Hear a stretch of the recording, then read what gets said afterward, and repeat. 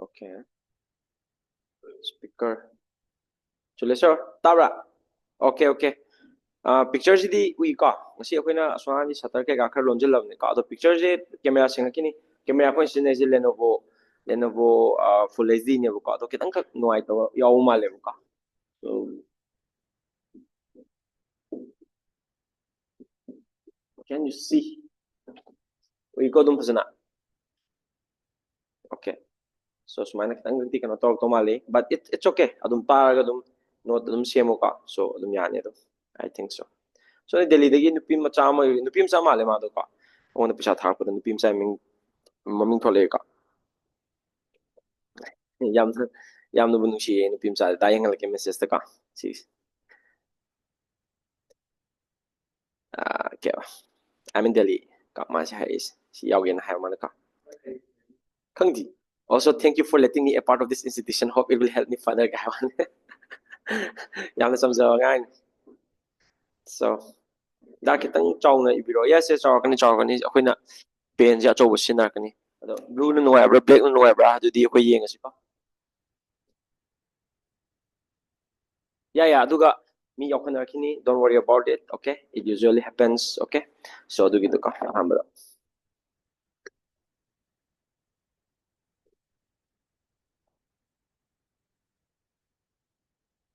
Yeah, ka CG recording live ne. Anyway, class home jula si. Kana laki do wale ba. Ko gi CGP kang bu pull up laki do wale. Si bras laki do wale. Mama yung kai dino. Kana thorok bu show idana. Please share me the ID. Oh, so me thang jam ma jo.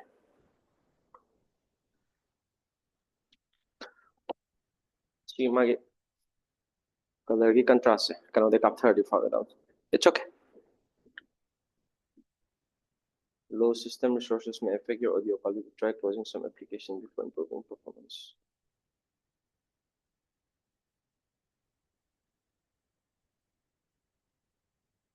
I don't have any applications open.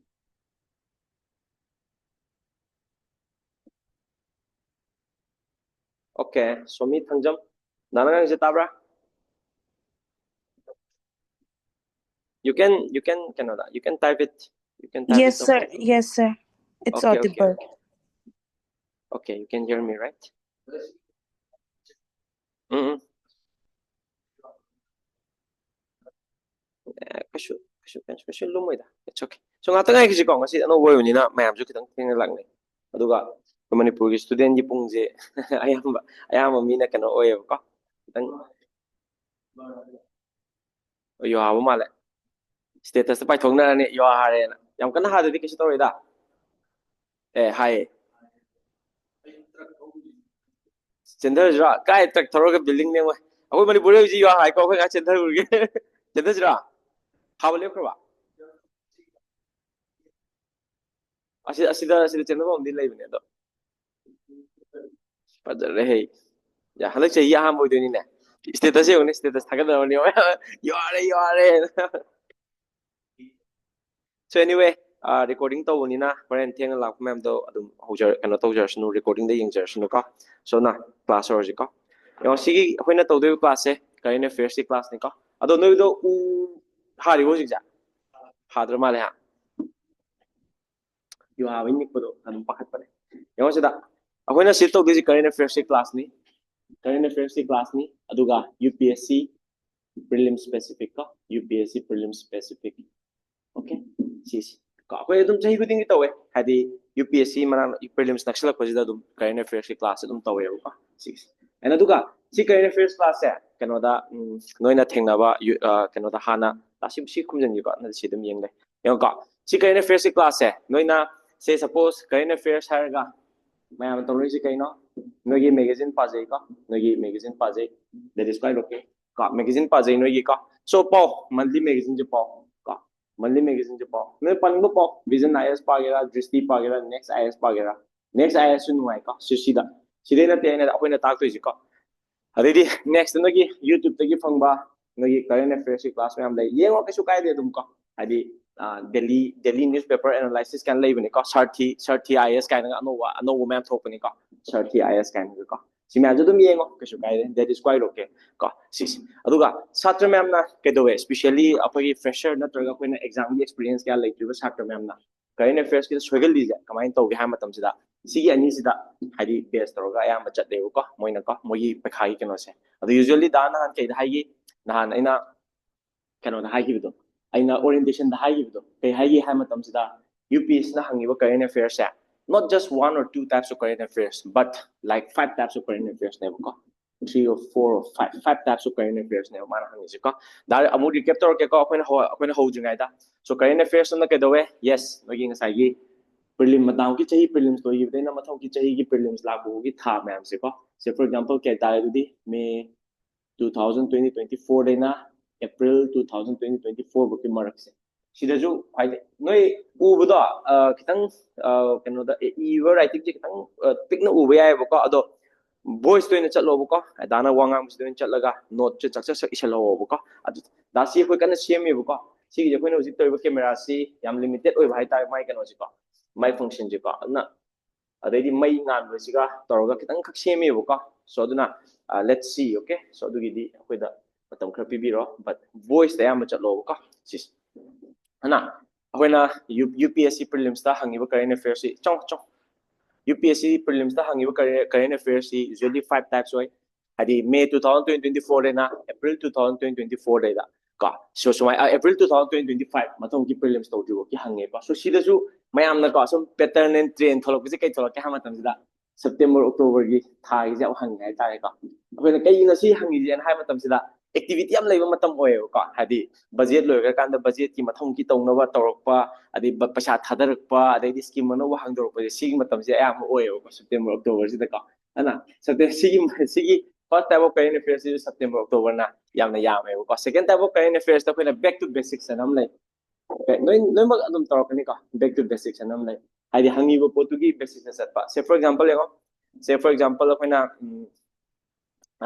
handak se scheme mang putu ekalo so scheme je koina ngasai gi koina say suppose kano gi kano matang den hairo chong doi thiang loi ba class mapan da okay mapan ne tara bu dia ke no pungam di lo selaga cha pusa lao ke no ya yang thiang ke no hadi sona kan gi mi kano dagi Delhi gi student yor pani na ba ko thiang bu do mo chu nuai te ko ado koi du su farak tai ba ko hangano mai do ai teng thalin hadi si lang khalle na ko so duna sona kan da pongis pamo ka yang ka sis ana so koina usually five types of current affairs prelims da hangi first type sina now ki prelims lo gi ba tha dai da gi horaga handaki prelims to da ba tha March April lo ki question se me ka ade back to basics anam ga oi so for example yang handaki sigi 2025 sida current affairs ano wo ma yaure khalo si question hang pa yai next ga dawi si ga mai laina ba basic oi ba thain da gi torok pa pot ama hang kani say for example koina say eat right program hairo ne ka eat healthy program hairo ne ka so si na si tha si chahi manung sida si tha manung sida thopa current affairs scheme du ne hairo ka so si je koina hang pa yai wo first type of current affairs ko si ka so suppose eat right scheme man hairo ka so dan example ni ko pi ji ka so si je koina handaki si manung sida thopa tha ne this is the first type of current affairs second type of current affairs ne kaino ma ji kana na thui hairo ka say for example kano da food and agriculture organization na thui hairo ka food and agriculture organization matang da koina pabi basics to koina pabi ba hadi food and agriculture organization ji kaino kar matam de establish togi magi kano headquarters kadai lei khotle na ka so na si ani and student na pagali ba na tragal mai khabar ya ba current affairs usually these two types of current affairs oigal le ka aduga third fourth fifth na kamaina oigi ha matam sida si current affairs oi third fourth fifth na ka so na satra ma'am na par chane pekha tha chane current affairs si ani sine ka and current affairs question chama la pada si ani sine yes obviously yami but these are not all okay so third ka fourth question kamai to ha matam sida khona government ki makha du ka pui government makha du ka pui hadi government ki handak se ano wa khoi na uji pai government si 2000 kya da to government no 19 lo yo da na 19 20 21 22 23 loi ga gaino ano paise ya to duna to third type of current affairs na kadai the base to ga hamatam sida ko yi political governments ka mari am legal level ko so for example Handaki anova se coalition da mo government semini NDA coalition government policy moina hek 2023 2024 sidagi moina hek toropa anova scheme ma'am ja si hangalle ka so cover da yor kani adu yaw da yaw ka adu matam 2023 da cover da yor maka 2024 da yaw da yaw ka so du ma'am do but ke do bi scheme mama hogram ni na adu gi pot to impact le ni na adu gi pot hangalle ade di si government 2019 de pai ni 2019 to 2023 2024 je chai manga ni ka important activity ma'am torom do ni scheme programs policies adai di ek ma'am ka si hangalle ka so si hangalle ka adai di mamang da moina pai ngai 2014 da torom ba adai di moina taba ngasai ye koina 2014 gi mamang da ki to scheme yam thi lai gre agoi hujik food kana da food security act adai RTI manrega right to education si ma'am je ngasai gi koina kana da 2014 gi mamang da torom wa nga tane ko si ma'am je hujik hangalle kai no da ji hangi hai ta gadi aina ha kan khabar dal yaram ngani kai no hai matam sida huji yam impact toriba mi khudi makte impact toriba policies and programs ga to oye ko so this comes under the nasa ye koina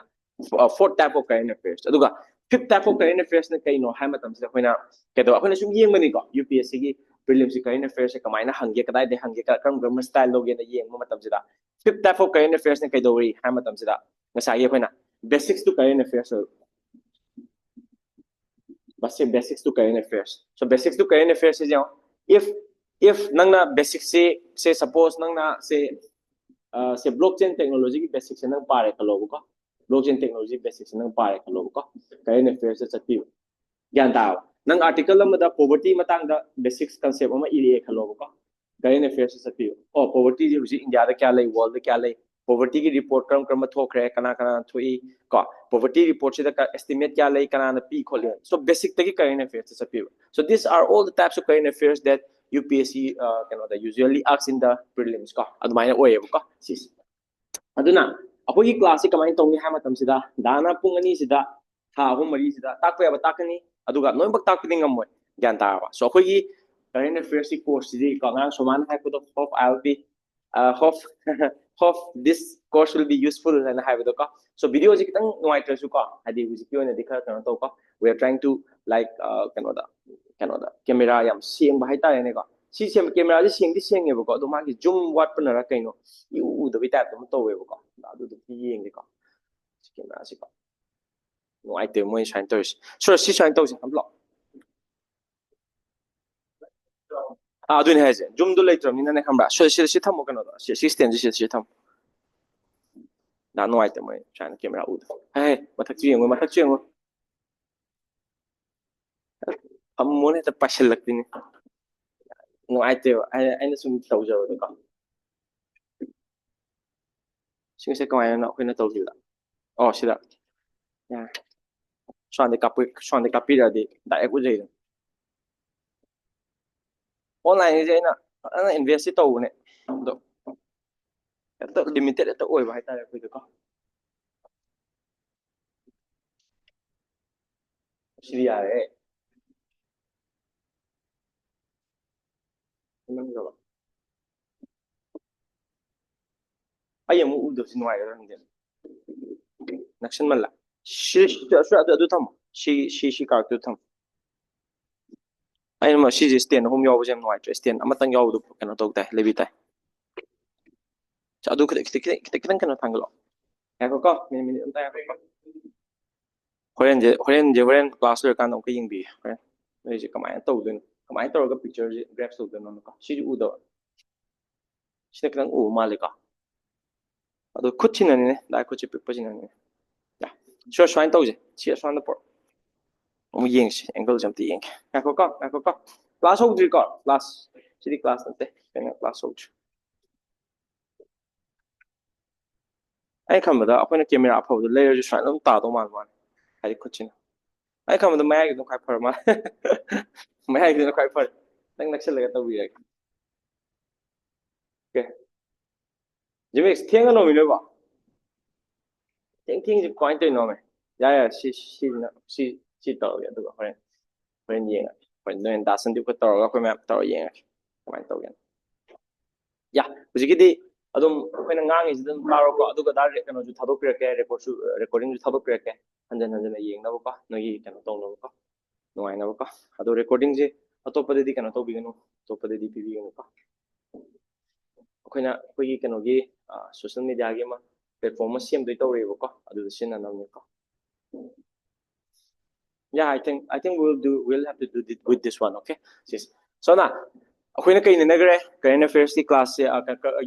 UPSC prelims ta hangiba current affairs si usually not just one type but around 4 or 5 types ko adu akhoi nagre ko adu ga huji akhoi tawdi current affairs ki course se how is going to impact your current affairs ko sidi akhoi na yam thina prelims specific ni ko yam thina prelims specific ni based on the prelims ki 2020 dai na 2024 bo hangba prelims ki question ma'am the based over kano oi deni ko 2020 2020 kano dena 2020 dagi na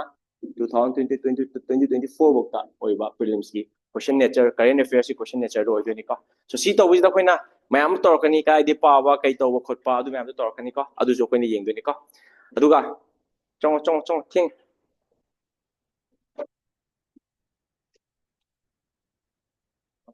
ya so aduga da koina takte ji kaino hai ta di yawa yawa sida nana hangani ko da koina takte ji kaino hadi akoin ta dana takte ba pochi kano di talak kadura hadi noina pariba magazine coaching institute magazine talak kadura no adin Delhi newspaper di talak kadura yes probably some of it maybe Delhi gi kano da Delhi gi newspaper gi talak pe adu ta dana takte ba pochi atopa coaching na YouTube ta current affairs hakot padu da yenga talak kadura no sidi noi tawjawa ngata koi mingondagi takte ko koi on original akoina on khangjaba hai ta ko koi on original akoina on khangjaba da adu ne akoina tor ko de ko sis so dana magazine na sana padaba yaroi si class ya yaroi na magazine padaba yaroi ko keno da noi Delhi magazine vision oigera drishti oigera next I keno next IS ki magazine do oigera monthly magazine on paw di noi gi na thau ko adagidi yang sida Delhi newspaper paw noi gi na thau Delhi newspaper gi talakani but usually nuchai gi talo cd khambra kaino YouTube ta akoina tatas 2 IS kain lai bane ko nuchai gi pung nipan mapanda hindu gi analysis hapat ko adu ma yenga da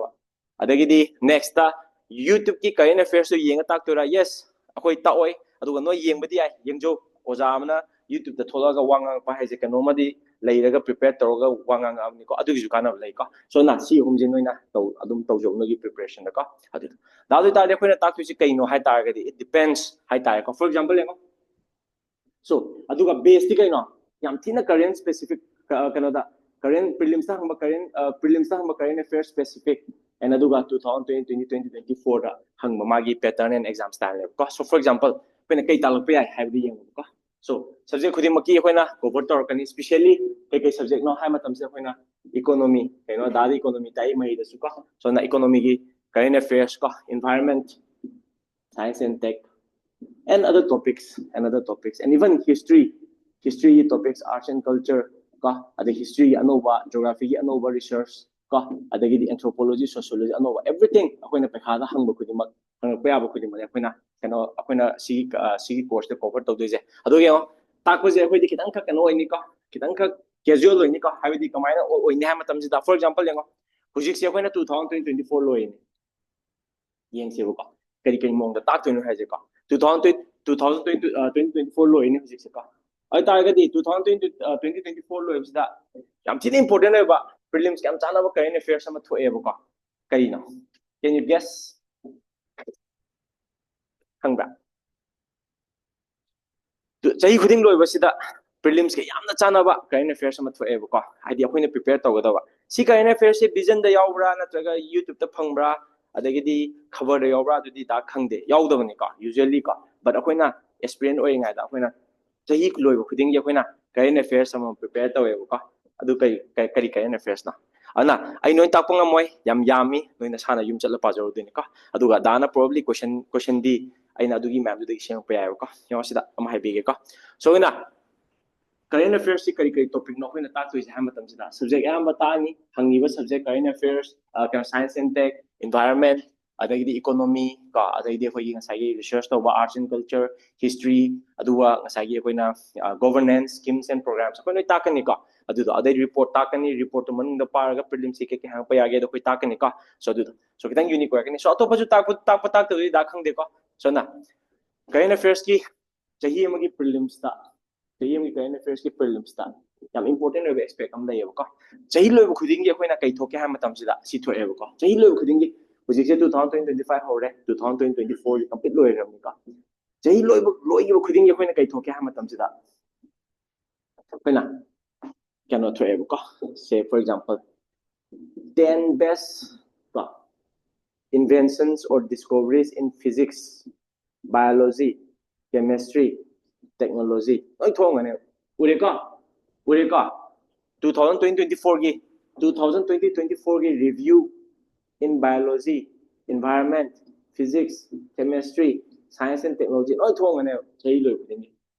Gyan ta na ko. Si 2004 da khwaidagi important oiba discoveries, invention in biology, physics, chemistry, adai biotechnology has it. Noi adum important oirabane so nang aduda pagidaba ade coaching na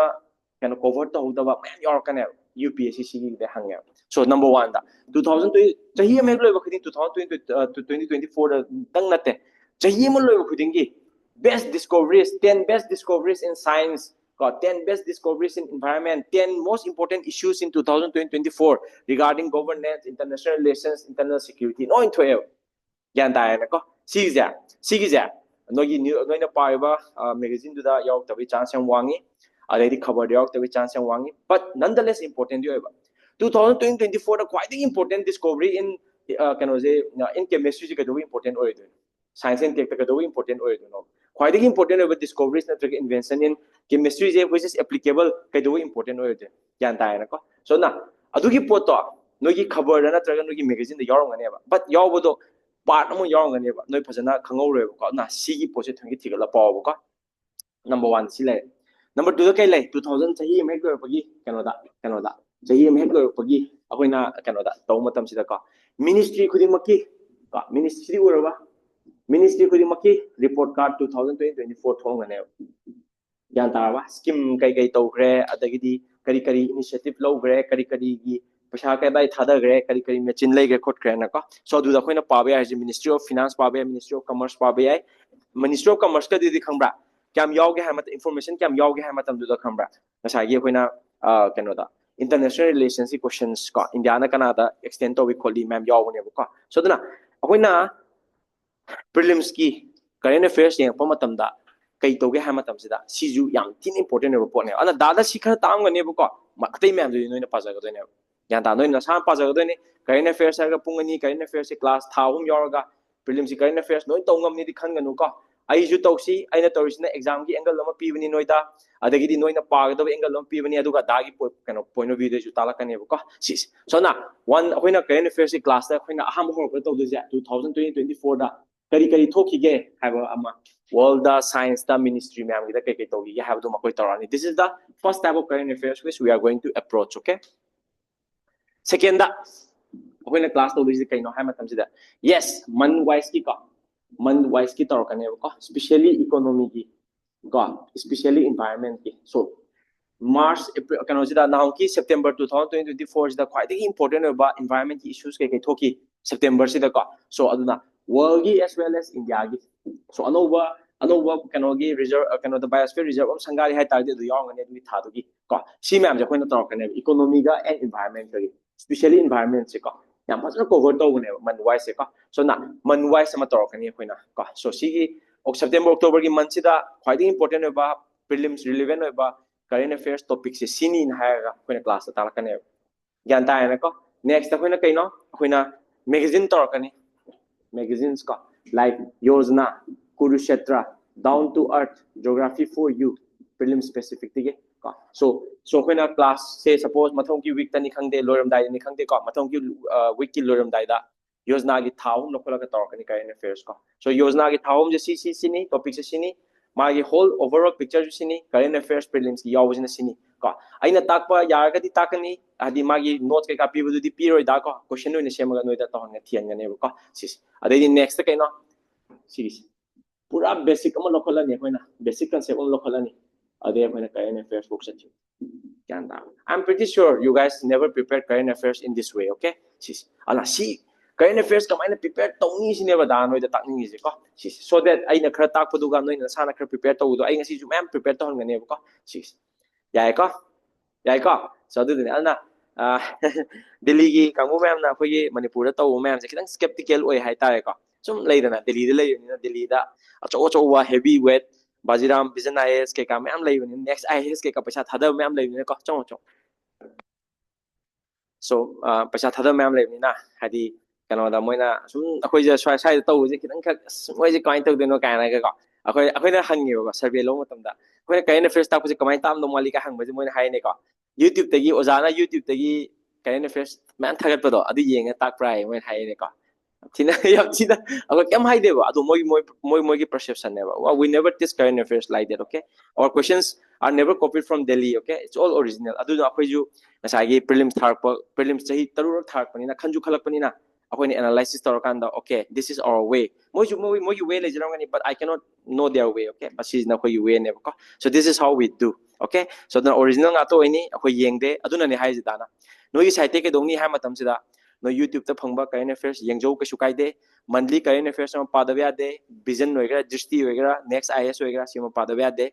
next ꯑꯩꯅ ꯍꯥꯏꯈꯤꯕꯗꯣ ꯀꯩꯅꯣ newspaper ꯑꯃ ꯗꯦꯜꯂꯤ ꯄꯥꯖꯧ ꯀꯩꯅꯣꯗ ꯑꯩꯈꯣꯏꯅ ꯇꯥꯛꯇꯣꯏꯕ current ꯑꯦꯐꯤꯌꯔꯁꯁꯤ ꯁꯤ ꯑꯍꯨꯝꯁꯤꯒꯗꯤ ꯃꯩ ꯂꯩꯅꯗ꯭ꯔꯦꯕꯀꯣ topic ꯆꯥꯟꯅꯔꯒꯗꯤ it's okay ꯆꯥꯟꯅꯗ꯭ꯔꯒꯗꯤ ꯃꯣꯏꯅ ꯍꯦꯟꯕ ꯌꯥꯎꯅꯤ ꯑꯩꯈꯣꯏꯅ ꯍꯦꯟꯕ ꯌꯥꯎꯅꯤ ꯃꯣꯏꯅ ꯋꯥꯠꯄ ꯌꯥꯎꯅꯤ ꯑꯩꯈꯣꯏꯅ ꯍꯦꯟꯕ ꯌꯥꯎꯅꯤ ꯑꯩꯈꯣꯏꯅ ꯋꯥꯠꯄ ꯌꯥꯎꯅꯤ ꯃꯣꯏꯅ ꯍꯦꯟꯕ ꯌꯥꯎꯅꯤ ꯄꯨꯂꯞ ꯄꯨꯟꯁꯤꯜꯂꯀꯥꯟꯗ ꯀꯔꯦꯟ ꯑꯦꯐꯤꯌꯔꯁꯀꯤ ꯀꯝꯕꯥꯏꯟ ꯄ꯭ꯔꯤꯄꯔꯦꯁꯟꯗꯨ ꯑꯣꯏꯌꯦꯅ ꯗꯥꯅ ꯇꯧꯕꯅꯦꯕꯀꯣ ꯁꯤꯁꯦ ꯑꯗ ꯆꯍꯤ ꯈꯨꯗꯤꯡꯒꯤ ꯀꯔꯦꯟ ꯑꯦꯐꯤꯌꯔꯁ ꯑꯩꯈꯣꯏ ꯇꯧꯋꯦꯀꯣ ꯄ꯭ꯔꯤꯂꯤꯝꯁꯀꯤ ꯀꯔꯦꯟ ꯑꯦꯐꯤꯌꯔꯁꯁꯦꯀꯣ ꯁ꯭ꯄꯦꯁꯤꯌꯦꯜꯂꯤ ꯑꯩꯈꯣꯏꯒꯤ ꯐ꯭ꯔꯦꯁꯔꯒꯤ ꯕꯦꯠꯁꯀ ꯉꯁꯥꯏꯒꯤ ꯑꯩꯈꯣꯏꯒꯤ ꯑꯅꯧꯕ ꯌꯥꯎꯅꯤꯡꯕ ꯃꯌꯥꯝꯗꯨꯒ ꯑꯩꯈꯣꯏ ꯑꯗꯨꯝ ꯇꯧꯋꯦꯀꯣ ꯁꯤꯁꯦ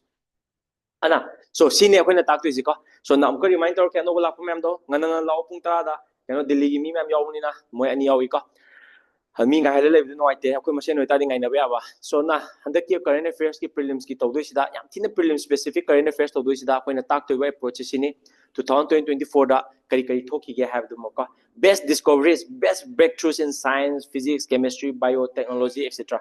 2024ꯗ ꯃꯤꯅꯤꯁꯇ꯭ꯔꯤ ꯃꯌꯥꯝꯒꯤ ꯃꯥꯒꯤ ꯔꯤꯄꯣꯔꯠ ꯀꯥꯔꯗ ꯀꯣ ꯀꯔꯤ ꯇꯧꯈ꯭ꯔꯦ ꯀꯔꯤ ꯇꯧꯅꯤꯡꯉꯤ ꯈꯣꯠꯅꯤꯡꯉꯤ ꯑꯗꯨꯒ ꯃꯥꯒꯤ ꯗꯥꯇꯥ ꯀꯩꯀꯥ ꯃꯌꯥꯝ ꯑꯃ ꯀꯣ ꯑꯗꯨꯒ ꯌꯦꯡꯉꯣ ꯃꯟꯊꯂꯤꯒꯤꯗ ꯑꯩꯈꯣꯏꯅ ꯏꯀꯣꯅꯣꯃꯤꯒꯤ ꯁꯦꯞꯇꯦꯝꯕꯔ ꯑꯣꯛꯇꯣꯕꯔ ꯅꯕꯦꯝꯕꯔ ꯗꯤꯁꯦꯝꯕꯔꯒꯤ ꯃꯟ ꯋꯥꯏꯁꯇ ꯀꯩ ꯊꯣꯛꯈꯤꯒꯦ ꯈꯣꯠꯈꯤꯒꯦ ꯏꯟꯚꯥꯏꯔꯟꯃꯦꯟ ꯏꯀꯣꯅꯣꯃꯤꯒꯤ ꯑꯦꯟ ꯑꯗꯔ ꯁꯕꯖꯦꯛꯁ ꯀꯣ ꯅꯦꯛꯁꯇ ꯑꯩꯈꯣꯏꯅ ꯃꯦꯒꯥꯖꯤꯟꯁ ꯀꯣ ꯑꯗꯨꯒ ꯃꯦꯒꯥꯖꯤꯟꯁꯇ ꯌꯣꯖꯅꯥ ꯀꯨꯔꯨꯁꯦꯇ꯭ꯔ ꯗꯥꯎꯟ ꯇꯨ ꯑꯔꯊ ꯑꯦꯟ ꯖꯤꯑꯣꯒ꯭ꯔꯥꯐꯤ ꯐꯣꯔ ꯌꯨ ꯑꯗꯨꯒ ꯁꯤ ꯃꯌꯥꯝꯁꯤ ꯅꯣꯏ ꯂꯩꯅꯗꯣꯏꯅꯤꯀꯣ ꯗꯥꯎꯟ ꯇꯨ ꯑꯔꯊ ꯀꯥꯏꯁꯦ ꯑꯣꯔꯤꯖꯤꯅꯦꯜ ꯉꯥꯛꯇꯅꯤ ꯃꯉꯣꯟꯗꯒꯤ ꯑꯩꯈꯣꯏ ꯁꯤꯜꯂꯣꯏꯀꯣ ꯏꯁꯥꯅ ꯄꯥꯔꯒ ꯑꯩꯈꯣꯏꯅ ꯑꯗꯨꯗꯒꯤ ꯄ꯭ꯔꯤꯂꯤꯝꯁꯤ ꯆꯥꯅꯕ ꯀꯩ ꯌꯥꯎꯒꯦꯅ ꯍꯥꯏꯅ ꯌꯦꯡꯉꯒ ꯑꯩꯈꯣꯏ ꯇꯥꯜꯂꯛꯀꯗꯣꯏꯅꯤꯀꯣ ꯑꯗꯨꯒ ꯌꯦꯁ ꯑꯩꯈꯣꯏꯅ ꯃꯦꯒꯥꯖꯤꯟꯁꯤꯗ ꯁꯤ ꯄꯥꯁꯟꯕ ꯌꯥꯏ ꯔꯤꯄꯣꯔꯠꯁꯅꯀꯣ ꯏꯝꯄꯣꯔꯇꯦꯟ ꯑꯣꯏꯕ ꯔꯤꯄꯣꯔꯠꯁ ꯂꯩ ꯅꯤꯇꯤ ꯑꯌꯣꯒꯀꯤ ꯑꯗꯨꯒ ꯋꯥꯔꯜ ꯏꯀꯣꯅꯣꯃꯤꯛ ꯋꯥꯔꯜ ꯏꯀꯣꯅꯣꯃꯤꯛ ꯀꯩꯅꯣ ꯐꯣꯔꯝ ꯑꯗꯩ ꯋꯥꯔꯜ ꯕꯦꯡk IMF ꯑꯦꯟ ꯑꯇꯣꯞꯄ ꯉꯁꯥꯏꯒꯤ ꯑꯩꯈꯣꯏꯅ ꯌꯨꯅꯥꯏꯇꯦꯗ ꯅꯦꯁꯟꯁꯀꯤ ꯔꯤꯄꯣꯔꯠ ꯀꯌꯥ ꯂꯩ ꯑꯗꯨ ꯃꯌꯥꯝꯗꯣ ꯑꯩꯈꯣꯏꯅ ꯇꯥꯜꯂꯛꯀꯅꯤꯀꯣ ꯏꯝꯄꯣꯔꯇꯦꯟ ꯑꯣꯏꯕ ꯔꯤꯄꯣꯔꯠ ꯃꯌꯥꯝꯗꯣ ꯑꯗꯨꯒ ꯅꯦꯛꯁꯇ ꯑꯩꯈꯣꯏꯅ ꯕꯦꯁꯤꯛ ꯀꯟꯁꯦꯞꯇꯩ ꯀꯔꯦꯟ ꯑꯦꯐꯤꯌꯔꯁ ꯆꯠꯄ ꯐꯣꯔ ꯑꯦꯛꯖꯥꯝꯄꯜ ꯌꯦꯡꯉꯣ ꯕꯦꯁꯤꯛ ꯀꯟꯁꯦꯞ ꯍꯥꯏꯇꯥꯔꯒꯗꯤ ꯕ꯭ꯂꯣꯛ ꯆꯦꯟ ꯏꯁ ꯑꯦ basic concept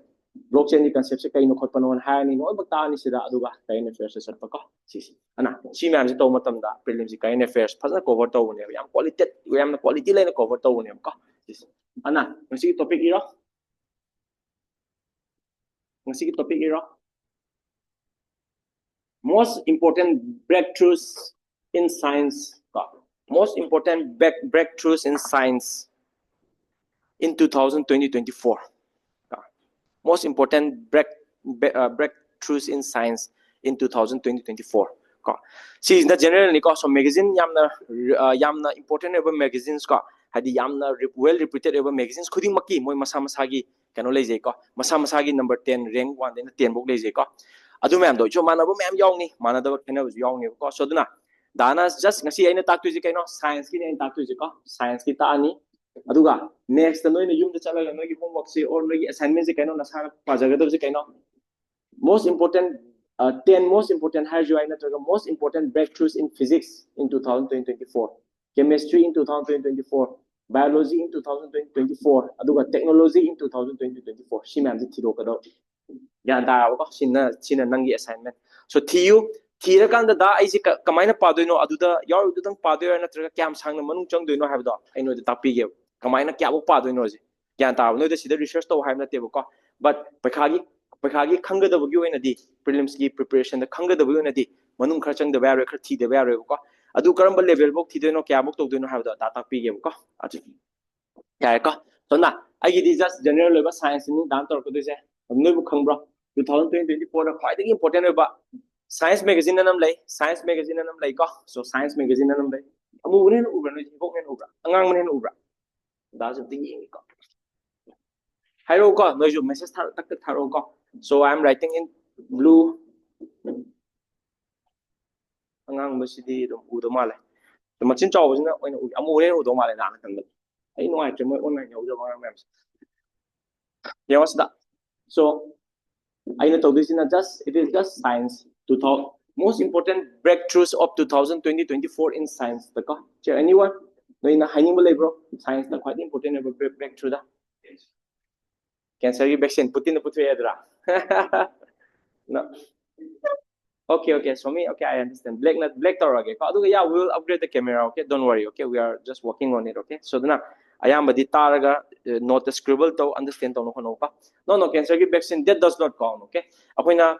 breakthroughs has the peer reviewed or about mina claim to one peer reviewed or about yaraba data me am collect or about open or about adu so na cancer vaccine adi Russia na to had id asing mo had to be all ka wale amalay dana si wang lay dana adi kenogi ba the kenoma kumdo Will Smith kumdo almain to udene cancer gi vaccine puthoga cancer cure to khraga ko cancer gi vaccine puthoga cancer cure to khrakanda choiraga zombie ola kanda mayam to wi do ko peer review to hokda ba so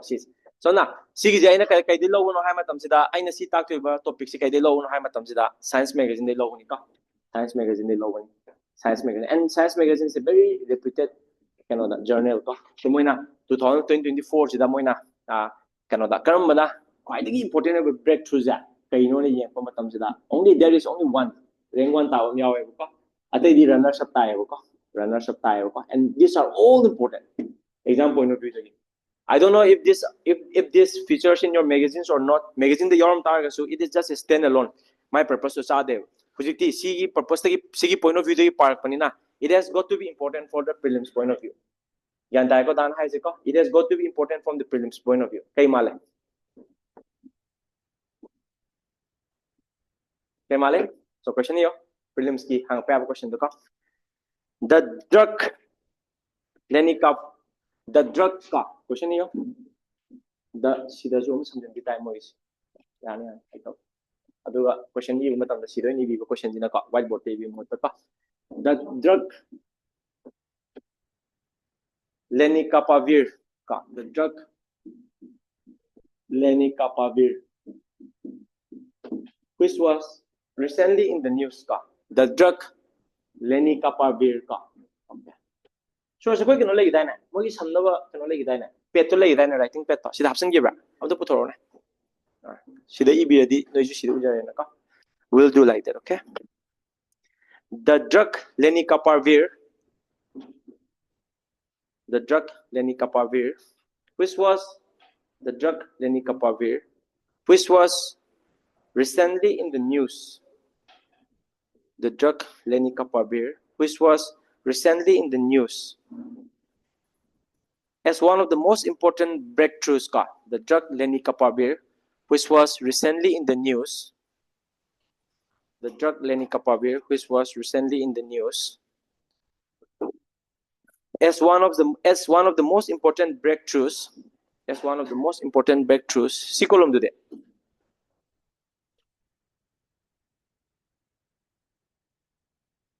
Okay. Back down. The drug lenacapavir, which was recently in the news. The drug lenacapavir, which was recently in the news as one of the most important breakthroughs, is regarding option number A. Option number A. Curing of is regarding option number A. The curing of hepatitis B and C. Curing of hepatitis B and C. Curing of hepatitis B and C. Number B. A wonder drug against treatment for Alzheimer's. A wonder drug against treatment for Alzheimer's. A wonder drug against treatment for Alzheimer's. Number C. A kind of vaccination shot. For HIV. number C da a kind of vaccination shot for HIV. Adu number D da number D da a cancer vaccine for lungs and liver. Cancer vaccine for lungs and liver. So, this is the science report na puthok pada ka science magazine na puthok pada ka. This is the most important breakthrough of 2024 science ki da. Kay na? Alzheimer ba? Atay di. Ay. Atay di. B nito si adway na negative marking check ka daw tawag no ka. So if online diaw ma'am noy kana tawag targadi if you want to say the answer you can just type in the chat, okay? Yeah, tomorrow it'll be different, okay? Tomorrow I'll be writing these things I'll be writing this thing in here, okay? So then whiteboard is yana. So we are improving, so give us some time, okay? So me thangam gidi C hai atay di.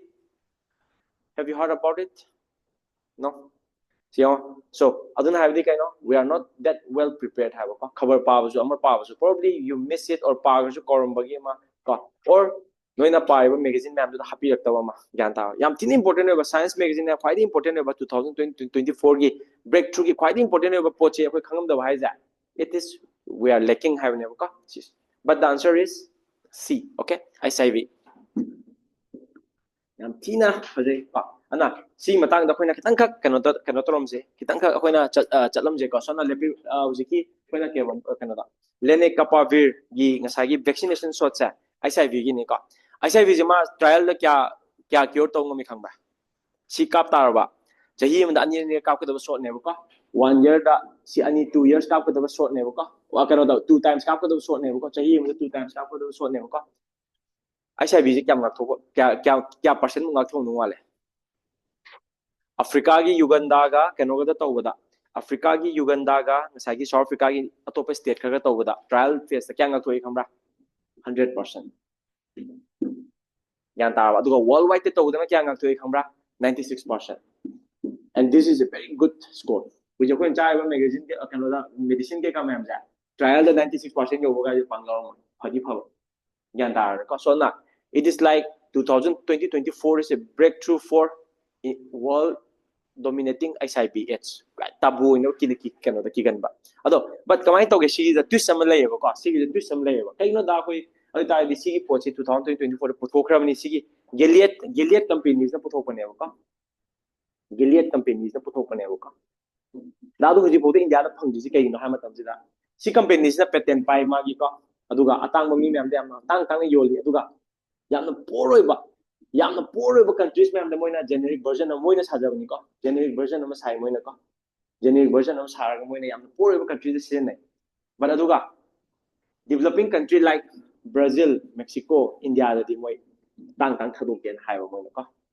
हाइदि me yam फम ma'am दुदा ज्ञान ता सो अदुगी नसागी अखोइना ममिंग से ता दा Boram बयाय but नसागी सिगी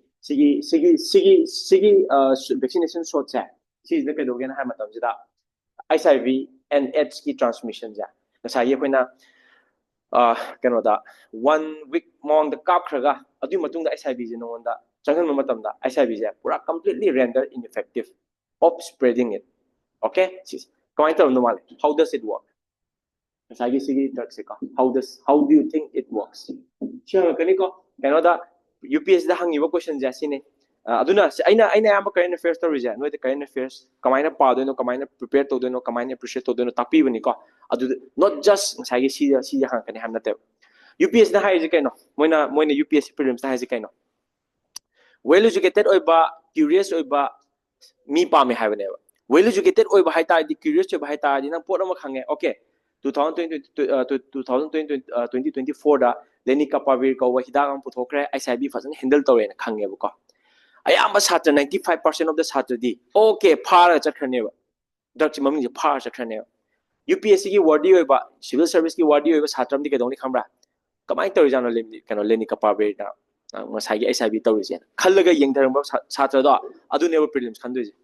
gyan ta na ko so duna khoina prepare to matam jida class to matam jida we have to go a little beyond, okay kamai to no ale no mari soy lende id akoina lenacapavir does not make your kind of immunity strong or something like that, okay? It directly attacks the HIV. Dawarin kind of video the yawone ko dawarin link to thabira ke ko. So mana kamai to ge ha matam sida HIV virus ki sign to the HIV virus ta mana kamai to ge ha matam sida HIV virus ki ko HIV virus da protein nama yawe ko HIV virus da protein nama yawe protein magi kai oi ge ha matam sida sil ju oi ko aduga short chu oi mai ngak thok chana bu oi manung de oi magi kano da DNA material ma'am or natraga magi manungi material ma'am jing ngak thok chana bu oi sigi kano je ko sigi protein je ko aduga short chu oi atopagi cell human cell changa ga man infect to hona bada sigi protein jina mating pange sigi protein jina attack to kano le vaccine hai ta ko an sigi protein maming do da hai ge ko da yu ma yam na kano to di oi de ko hadi protein maming pha di oi de ko sigi capsid protein hai je ko capsid protein hai je ka sigi protein ja HIV gi ngasai gi magi mahik sigi magi cell keno da ngak thok po ne so season attack to du sin nei ngasai gi human cell de attack to du sin nei aduga masagi mi atopana vaccine kapsalak matam da immune system na lakpa matam da masagi manung da yaw ba magi genetic material je protect to du sin nei kyan ta sigi drug sin kai do ga ha matam sida sigi protein je compromise to ne ko it compromise this protein so that ngasai HIV du kai do re masang ngak thok chom du ngam re ngon de attack to du ngam re completely render ineffective gyan ta na aduna so aina adu tardi kano swaina yo uji adu makha de yo ka adu makha de yo point ne yo lenacapavir ka point ne yo lenacapavir ka one injection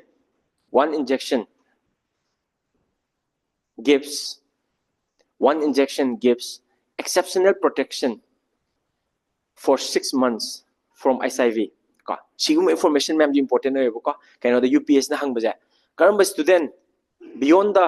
ma'am na khangai bi ki curious oina chat ke habda du ne ana kaino pa ko dingi ko always go a little deeper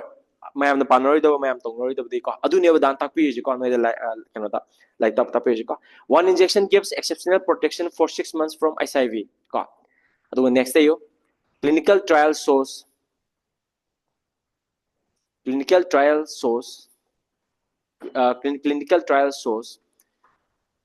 reduction of HIV infection by 100% ka clinical trial shows reduction of HIV infection by 100% da ti haraw si je paw da ka namaram do haya ke ka ado noi ma'am kano to lem ni ka forum kap lem ni ka so I see chamti haraw is ka kai no da namaram haya ke clinical trial shows reduction of HIV infection by 100% in girls and young women da kai no ma da si haraw is Africa da HIV prevalence yu wang e ko nupa ma'am nupi ma'am di usually HIV gi nature HIV chang pa gi nature ma'am je kishu to na te nupa ma'am da pusila ka nupi ma'am ji infect to ne gyan ta adu ta di si vaccine tholo pa ne ne chamjaba mi ma'am ma HIV da gi protect to ngam mak to ne ko so adu gi haraw wa ne da sa ai nga de si kano da class ta pa thigal pa du ka adu haraw wa ta ka adu next thing it is made by the Gilead company Gilead company ka it is made by the Gilead company ka next thing how does it work nasa habi to HIV genetic material ka HIV genetic material safeguard to ba HIV genetic material safeguard to ba and HIV cells attack to ba protein nam lay HIV masadi yaw jabo ka capsid protein CAPSID ka capsid protein so sigi capsid protein ja HIV gi virus ki ka sil and short ka web ka sil ladi atopa ma'am attack to da ma adu ngak thoka ne ba man mi ngode attack to adu sin na ne ba sil and short capsid protein ha je ka aduga makha de yo it protects HIV's RNA ka it protects HIV's RNA ka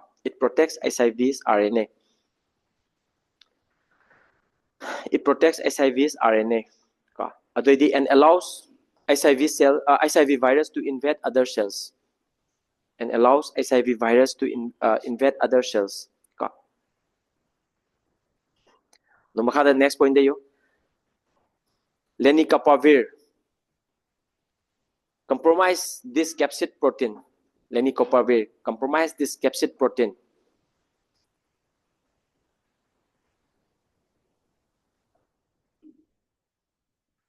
by targeting the lenacapavir compromise this capsid protein ka by targeting it ka making SIV viral particles making SIV viral particles making SIV virus particles harmless ka duga yamna kitang technical loy bam iram ko sigum yam kana khangu bai da ka ide pa sum isalam hai wani ka it binds to the SIV virus it binds to the SIV capsid proteins ka it binds to the my particle ma'am do ka horen da utpi horen photo thabira ke ka sida utpa yamne do ngasidi aham ni na technology kind of technical preparation do kya ta hodre ka it binds to SIV capsid proteins preventing the capsid cone preventing the capsid cone so YouTube ta ju yaw ni yeng ba yai no ka no interest oi ta li yeng tho siu ma'am ji ka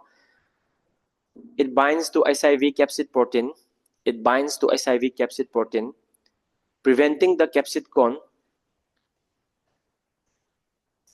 from passing through into the nucleus of human cells from passing through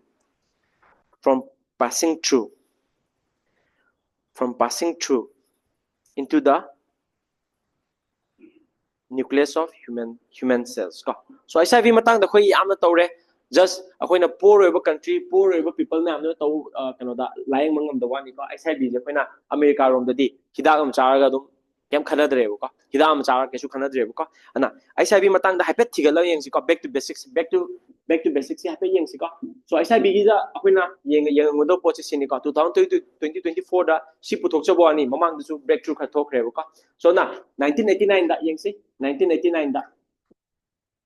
1989 da molecule of the year and puthoki ko SIV gi mai lena molecule of the year and ko kaino da important oi ba yamna dreadly oi ba disease ne but once you got SIV okay it is like a death sentence okay adu matam du ko 1989 da molecule of the year and tawki sigi molecules ne molecule of the year ko molecule of the year puthoki sidi hoen kaino thijaro no ne ko sigi molecules de ni apaina antiviral thare ko and ke ba ART ko antiviral की मागी ART की सारे इधर का C molecule की का सारे इधर का चलो antiviral drugs का antiviral drugs मैंने ART के है ना उधर का antiviral drugs सारे इधर का तो C molecule जो है कहीं नो ये मुझे का थी जो का आइना नोई ताकत होना ते का नोई ना engage तो हम कहीं ने affairs के नोई के engage तो हम बजे का other than the नोई की traditional over way तो ना तब अदुनिया कोई ना C कहीं ने affairs की class था course ते PG का अदर दिन next time 2011 जो था 2011-12 ta SIV gi mai leina pot am puthoki ka iyo to prevent SIV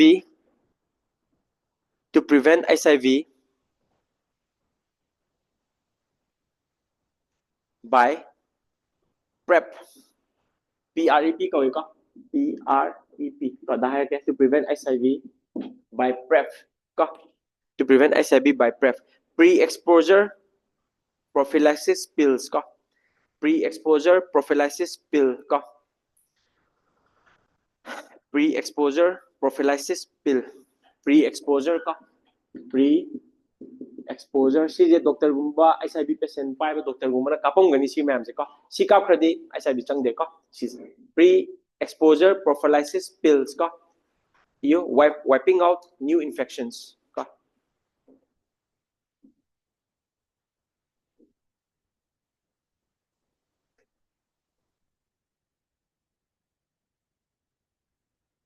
wiping out new infections ka so ana kaino nang na SIV exposure to dringai sida makha de yu SIV exposure to dringai sida pep ki vaccination natraga shot ama kapok targa di na SIV chang de gyan tai na ko ana si je khoi ai ta di ta khre ko ai ngati ngakhiwa so na doctor macha pokpa SIV gi nupi da ang macha pok mem ja probably they must have put this injection before 2011-12 ki wari ni ko so na manipur su le mani gyan tai na aduga suppose nang SIV gi mi na je accident thokba nang SIV mi e pakna re khalo ba ko yam thuna 24 gi manung da haibra adu gi poto kapsalo tar ga di na SIV pakte na maina ti ta khre ain thaja da hai tar thengna dri hai tar na tra ko na swain thijalu du hai tar gyan tai na ko an makha de yu adugi hujiki prep ki sigi prep se ko kamai to ge na ko even a once every 2 months short 2 months khudingi short amom kapi baduna kedoge events a once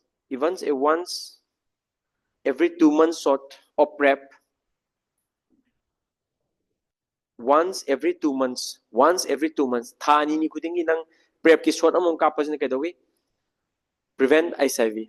ko prevent HIV contraction ko aduga kedoge yare ko 6 aduga yo jiki lena kapar virgize makha de ibiramu ba FDA US ki FDA ka Food and Drugs Administration ka approve the treatment of HIV and AIDS ka in 2022 approves the treatment of HIV and AIDS in 2022 ka sahi ma da ani ner kap ka da so che ka 6 gyan ta ba so si ne dana ahamba dana haining ba ko so na kaisu na ta ba ngasai akoina 2020 2024 gi da khwaidagi important eba breakthrough je science magazine kai pi ga ha matam sida number 1 da leni kapar virgi ta eba ko so na atopadi kai kai to ngasai kano runner up habi to runner up si data roi ko detail loina ko sidi noi joro ko adu yam important eba sida te ko so yo runner up ta kai kai lai number 1 for you ki science journal gi kano da runner up ta kai kai lai ha matam sida number 1 3 4 5 6 7 ka 6 si hang pe kano da prelims ta na anthropology ki pot hange ko runner up one of the runner up is homo sapiens ka neanderthal ga apoi leiminar me je koi khange ko to na tina dana longna dana or sexual relation layer leiminar me je koi khange ko sigi a se puthop ngam gre ko kamai na koi na khange ha matam jida homo sapiens ki homo haiba magi genius dagi species tare leibani ko tare sida tai noi sigre ko atai noi sigre adu amatang ni lewi je homo sapiens da ni lewi je which are us homo sapiens lewi je ko mai wari ma da dire ke ko sis next akoina kamai to ha matam homo sapiens ki genes pam ji yang matam sida all the genomes do not come from the homo species they were there atop species they are ko and neanderthal was one of them neanderthal the genes pam yaure ko for example akoina akoy homo sapien na ing badang ngakthok chanaba jin nama neanderthal de lore akoy homo sapien de yaude lemin me je khange ko 2024 da archaeological evidence na kai proof to ge ha matam sida kar matam de lemin me je akoy khange kar matam de lemin no male sigi je siju 2024 gi quite important over discovery amane and UPSC prelims da anthropology question je hange anthropology ano no discovery je hange kai kai hangre hominid ejikara de phangmono hangre ka adai Australopithecus haba ama hangre prelims question da ka si hange ka ana one of the profound discoveries that makes to the 2024 gi breakthrough da kai yauge ha matam sida homo sapiens ka neanderthal ga kar matam da leminar mo ge have je fix to ngam ka so moi leminar me je kaina 7000 years leminar me ka haidi longna tinna da khona da ka adusu Europe ki part sida ka aduga 7000 years leminar me ko aduga sigi matam jina kai oya matam jida 47500 years ki moine average pi ko haibadi 43500 years 53500 years ki manung jida leminar mane ko na average moina 47500 years pi yan ta na 47500 years kai ta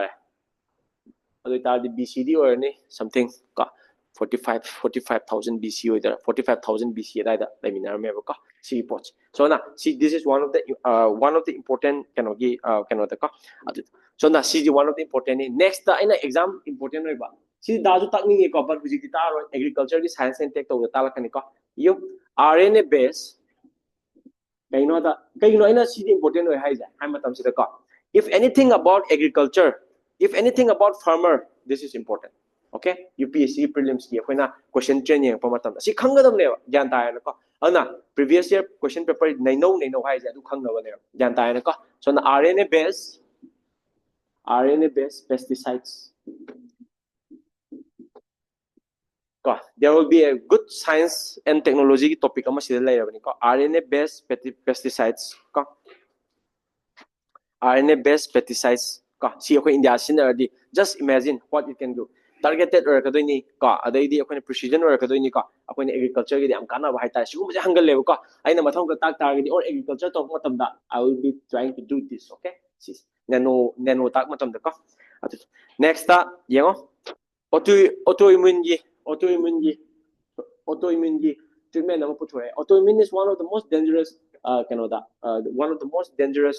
ꯀꯩꯅꯣꯗ ꯂꯥꯏꯅꯥ ꯑꯣꯏꯗꯣꯏꯅꯤ ꯀꯣ ꯀꯩꯅꯣ ꯍꯥꯏꯕ ꯃꯇꯝꯁꯦ ꯅꯪꯒꯤ immune systemꯗꯨꯅ ꯅꯪꯒꯤ ꯅꯁꯥꯒꯤ immune ꯅꯠꯇ꯭ꯔꯒ ꯅꯪꯒꯤ ꯕꯣꯗꯤꯗ attack ꯇꯧꯖꯔꯛꯄꯗꯣ ꯑꯗꯨ autoimmune ꯀꯧꯏ ꯁꯣ ꯑꯗꯨꯅ ꯁꯤ ꯀꯃꯥꯏꯅ treat ꯇꯧꯗꯣꯏꯅꯣ ꯍꯥꯏꯕꯒꯤ ꯑꯃ ꯄꯨꯊꯣꯛꯏ ꯑꯗꯨꯁꯨ runners up ꯇꯥꯏ next obviously James Webb Space Telescope ꯀꯣ ꯌꯥꯎꯗꯕ ꯌꯥꯔꯣꯏ ꯁꯤꯗꯤ ꯀꯣ because what James Webb Space Telescope is doing is a miracle okay ꯁꯤꯁꯤ ꯀꯣ ꯑꯗꯨꯒ next ꯇ ꯑꯩꯈꯣꯏꯅ magnetism ꯁꯦ ꯑꯩꯈꯣꯏꯅ north pole south pole ꯗꯪ ꯂꯩ ꯍꯥꯏꯗ꯭ꯔꯥ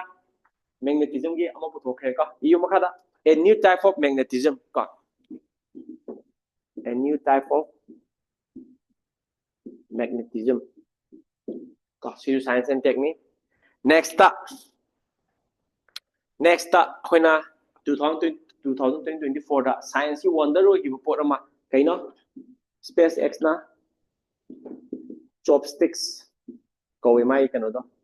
ꯑꯆꯧꯕ rocket ꯑꯃ ꯉꯥꯛꯈꯤꯕꯗꯣ ꯁꯤꯒꯤꯁꯨ physics and science ꯂꯩꯀꯣ ꯁꯤꯁꯨ ꯑꯩꯈꯣꯏꯅ ꯇꯧꯕ ꯌꯥꯏꯀꯣ ꯑꯩꯈꯣꯏꯅ science and technology ꯗꯀꯣ ꯍꯪꯉꯛꯀꯅꯤ UPSC ꯗꯤꯀꯣ ꯁꯤꯒꯨꯝꯕꯗ ꯑꯩꯈꯣꯏꯗꯤ ꯈꯪꯉꯦ UPSC ꯅ ꯀꯩ ꯍꯪꯒꯦꯁꯦꯀꯣ ꯍꯥꯏꯗꯤ ꯌꯥꯝꯅ important ꯑꯣꯏꯕ ꯃꯤ ꯃꯌꯥꯝꯅ ꯌꯦꯡꯅꯕ event ꯑꯃ ꯊꯣꯛꯈꯤꯕꯗ ꯑꯉꯥꯡ ꯃꯌꯥꯝꯅ ꯀꯌꯥꯝꯅ ꯃꯅꯨꯡ ꯆꯪꯉꯒ ꯄꯥꯔꯒ ꯈꯪꯒꯦ ꯍꯥꯏꯕꯁꯤꯅꯦ ꯃꯣꯏꯅ ꯍꯪꯉꯤꯁꯦ ꯒ꯭ꯌꯥꯟ ꯇꯥꯔꯣ ꯑꯗꯨꯗꯪꯅꯦꯕ ꯈꯜꯂꯛꯇꯣꯏꯁꯦ ꯃꯣꯏꯁꯨ ꯁꯤ ꯇꯧ ꯇꯥꯕ ꯍꯥꯏꯗꯤ ꯃꯤ ꯂꯥꯛ ꯌꯥꯡꯈꯩꯗ ꯃꯤ 50,000 ꯈꯜꯂꯣ ꯍꯥꯏꯇꯥꯔꯒꯗꯤ ꯃꯤ ꯈ꯭ꯋꯥꯏꯗꯒꯤ ꯄ꯭ꯔꯤꯄꯦꯌꯔ ꯐꯖꯅ ꯇꯧꯕ ꯋꯥꯈꯜ ꯐꯖꯅ ꯈꯟꯕ ꯉꯝꯕ ꯑꯦꯛꯖꯥꯝ ꯐꯖꯅ ꯈꯪꯕ previous year ꯈꯪꯕ UPSC ꯒꯤ intention ꯈꯪꯕ ꯈꯟꯅꯕ ꯍꯣꯠꯅꯔꯛꯄꯗ ꯁꯤ ꯑꯗꯨꯝ ꯇꯥꯏꯌꯦꯕ ꯒ꯭ꯌꯥꯟ ꯇꯥ ꯅꯣꯏꯅ ꯕ꯭ꯂꯥꯏꯟꯗ ꯃꯤꯅ ꯊꯥꯗꯣꯔꯛꯄ ꯀꯣꯆꯤꯡ ꯏꯟꯁꯇꯤꯇ꯭ꯌꯨꯠꯅ ꯊꯥꯗꯣꯔꯛꯄ ꯀꯩꯅꯣ ꯈꯔ ꯄꯥꯔꯒ ꯃꯦꯒꯥꯖꯤꯟ ꯈꯔ ꯄꯥꯔꯒ ꯈꯜꯂꯣꯏꯕ ꯒ꯭ꯌꯥꯟ ꯇꯥ ꯅꯣꯏ ꯅꯁꯥꯅ ꯄꯥꯕ ꯍꯩꯒꯗꯕꯅꯦꯕ ꯌꯦꯡꯉꯣ ꯁꯤ ꯃꯌꯥꯝ ꯇꯣꯄꯤꯛ ꯃꯌꯥꯝꯁꯦ ꯑꯩꯅ ꯅꯣꯏ ꯇꯥꯛ ꯉꯝꯒꯗ꯭ꯔꯥ ꯉꯝꯃꯣꯏꯕ ꯑꯩꯁꯨ ꯀꯩꯁꯨ ꯄꯨꯡ ꯂꯩ ꯃꯇꯝ ꯂꯩ ꯑꯩꯈꯣꯏ ꯏꯅꯔꯖꯤ ꯂꯩ ꯑꯇꯣꯞꯄ ꯇꯧꯗꯧ ꯃꯌꯥꯝ ꯋꯥꯠꯂꯦꯕꯀꯣ ꯁꯤ ꯉꯁꯤ ꯅꯣꯏ ꯊꯤꯒꯗꯕꯅꯦꯕ ꯑꯗꯣ ꯑꯩꯒꯤꯗꯤ ꯀꯣꯏꯁꯟ ꯁꯦꯝꯃꯛꯀꯅꯦꯕ ꯁꯤꯗ UPSC ꯃꯩ ꯂꯩꯅꯕꯀꯣ ꯁꯣ ꯗ ꯇꯥꯔꯗꯤ ꯀ꯭ꯂꯥꯁꯁꯨ ꯇꯧꯔꯦ ꯅꯣꯏꯁꯨ ꯄ꯭ꯔꯤꯄꯦꯌꯔ ꯇꯧꯔꯦ ꯀꯣꯏꯁꯟꯁꯨ ꯁꯦꯝꯃꯦ UPSC ꯑꯦꯂꯥꯏꯟꯃꯦꯟꯁꯨ ꯇꯧꯔꯦ ꯅꯣꯏꯗꯁꯨ ꯂꯥꯏꯔꯤꯛ ꯀꯃꯥꯏꯅ ꯄꯥꯅꯤ ꯇꯥꯛꯄꯤꯔꯦ ꯗꯦꯠ ꯏꯁ ꯗ ꯏꯟꯇꯦꯟꯁꯟ ꯑꯣꯀꯦ ꯁꯤ ꯑꯩꯈꯣꯏꯅ ꯇꯧꯔꯤꯁꯤꯀꯣ ꯑꯗꯨꯒ ꯅꯦꯛꯁꯇ mental webs ꯀꯣ ꯑꯩꯈꯣꯏꯒꯤ ꯑꯥꯔꯠꯀꯤ ꯃꯅꯨꯡꯗ ꯂꯩꯕ mental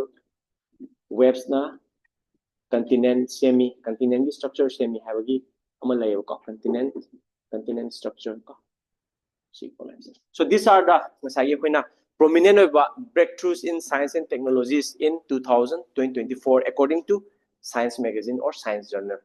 ꯐꯥꯔꯁꯇ ꯀꯅꯥ ꯇꯥꯏ ꯉꯁꯥꯏꯒꯤ ICIBꯒꯤ ꯗ꯭ꯔꯛꯇꯨꯅ ꯇꯥꯏꯌꯦꯕꯀꯣ ꯌꯥꯏꯀꯣ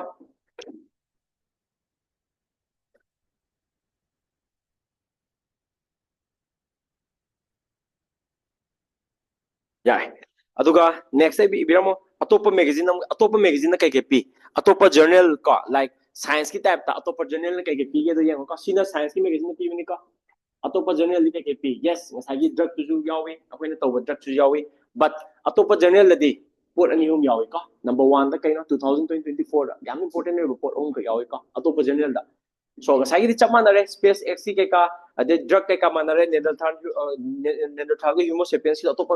ꯈꯨꯗꯤꯡꯃꯛꯇ ꯌꯥꯎꯏꯀꯣ but science journal da yawdaba atopada yawba pot ahum khak lay amana kaino alzheimer's treatment gida ama yawi ka adagi di kaino akoina in habitable planet am puthopagi ama yawi ka habitable planet ama akoina phange ka kaino da some light years away ka sima yawi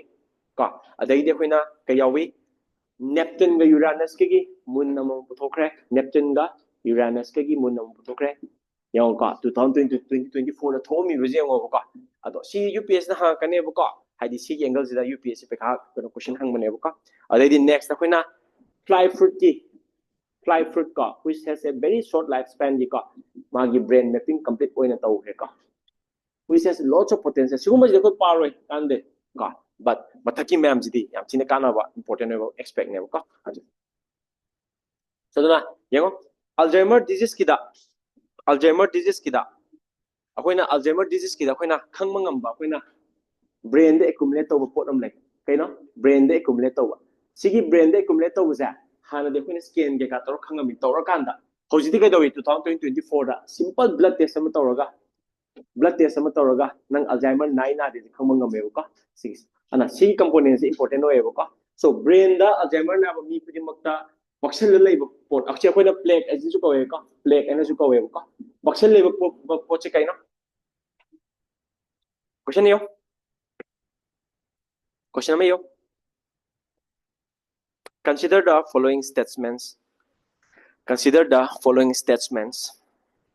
consider the following statements regarding the treatments of Alzheimer's. I'm important about expect ni ko. Alzheimer is one which is like the creating havoc amongst the nasagi elder people the ko. So na all over the world ni ko. Ana important oi khang de de important report ama UPSC SPN na khang de de ko. Si no gi mindset lai gadam ni ko. Considering the following statements regarding the Alzheimer. Number one, the Alzheimer is caused by the accumulation of Alzheimer is caused by the accumulation of amyloid beta amyloid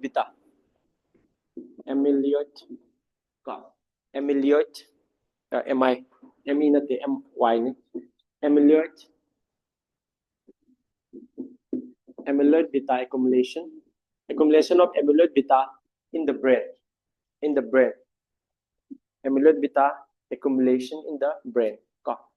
Number two statement that Alzheimer cannot be predicted through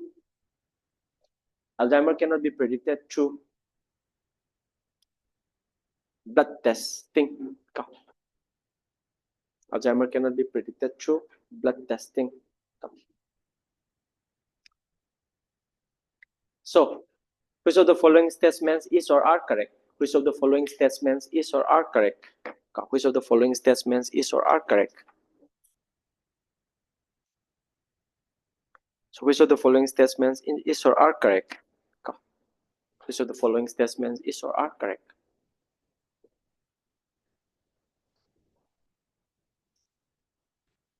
A, the one only. A, the one only. B, the two only. C, the both one and two. D, the none of the above. So, in the sense, I intended to you. Don't say that. That's one of the potagi. Not the class. I'm going to go.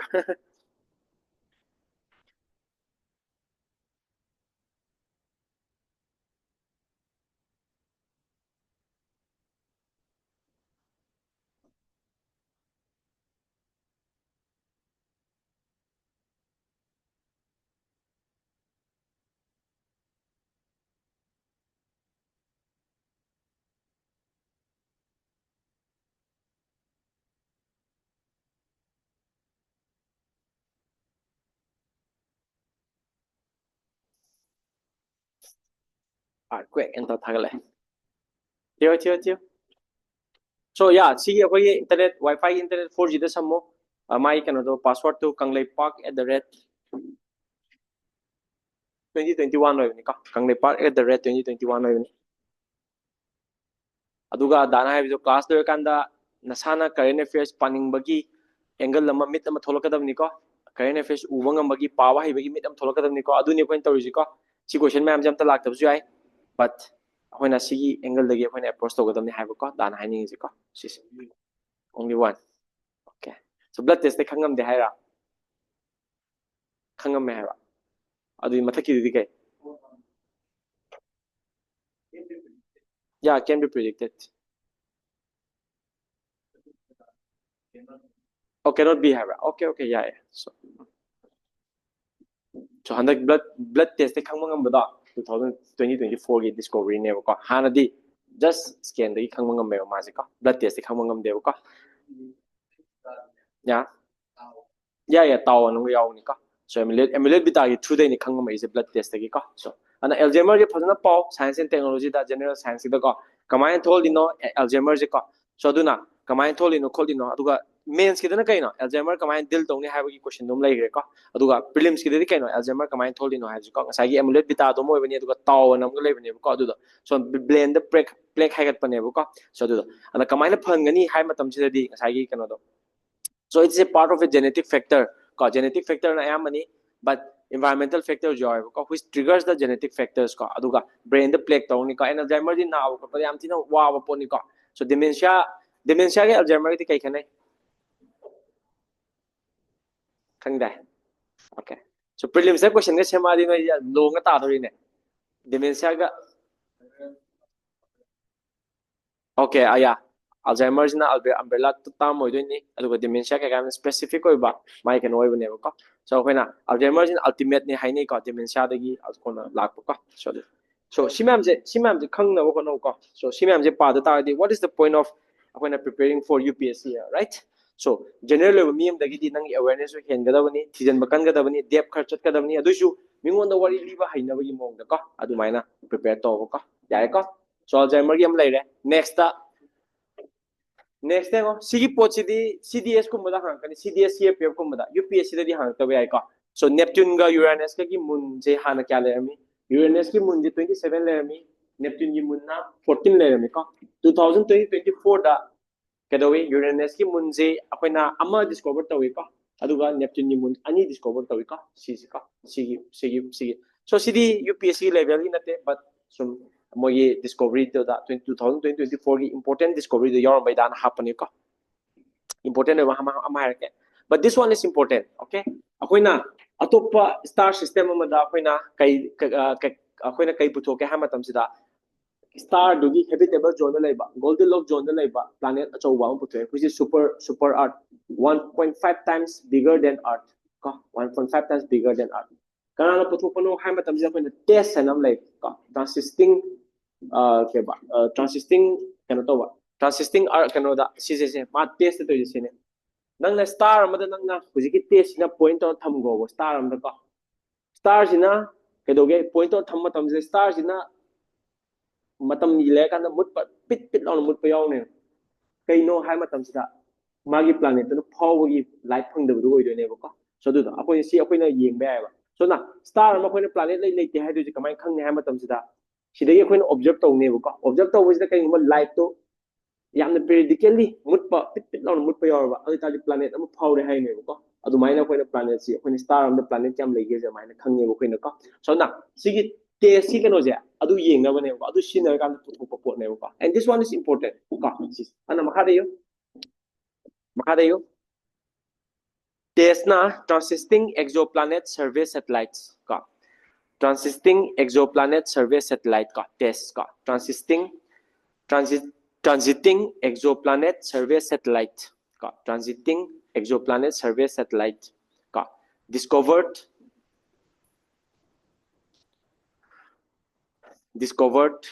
a super earth in the habitable zone of a star discover a super earth in the habitable zone of a star in the habitable zone the Goldilocks zone to ka so Goldilocks zone ja hangram ni UPSC prelims to ka discovered a super earth in the habitable zone of a star ka bracket pu 1.5 times bigger than earth 1.5 times bigger than earth and 137 light years away and 137 light years away ka do my planet ki maming kay tholi TOI times of India hai TOI 715b ka mai hujigi planet ti maming do ka TOI 715b ka so UPSC ki prelims ta hang ta bi chance am neme but CDS CPF ta hang pa chance am wange so sana hang pa ai what is TOI 715b which was recently in the news and ka hang pa ai but UPSC di am neme ka but nonetheless it is an important discovery okay next CD star PO this one is what I want to do okay this one is what I want to do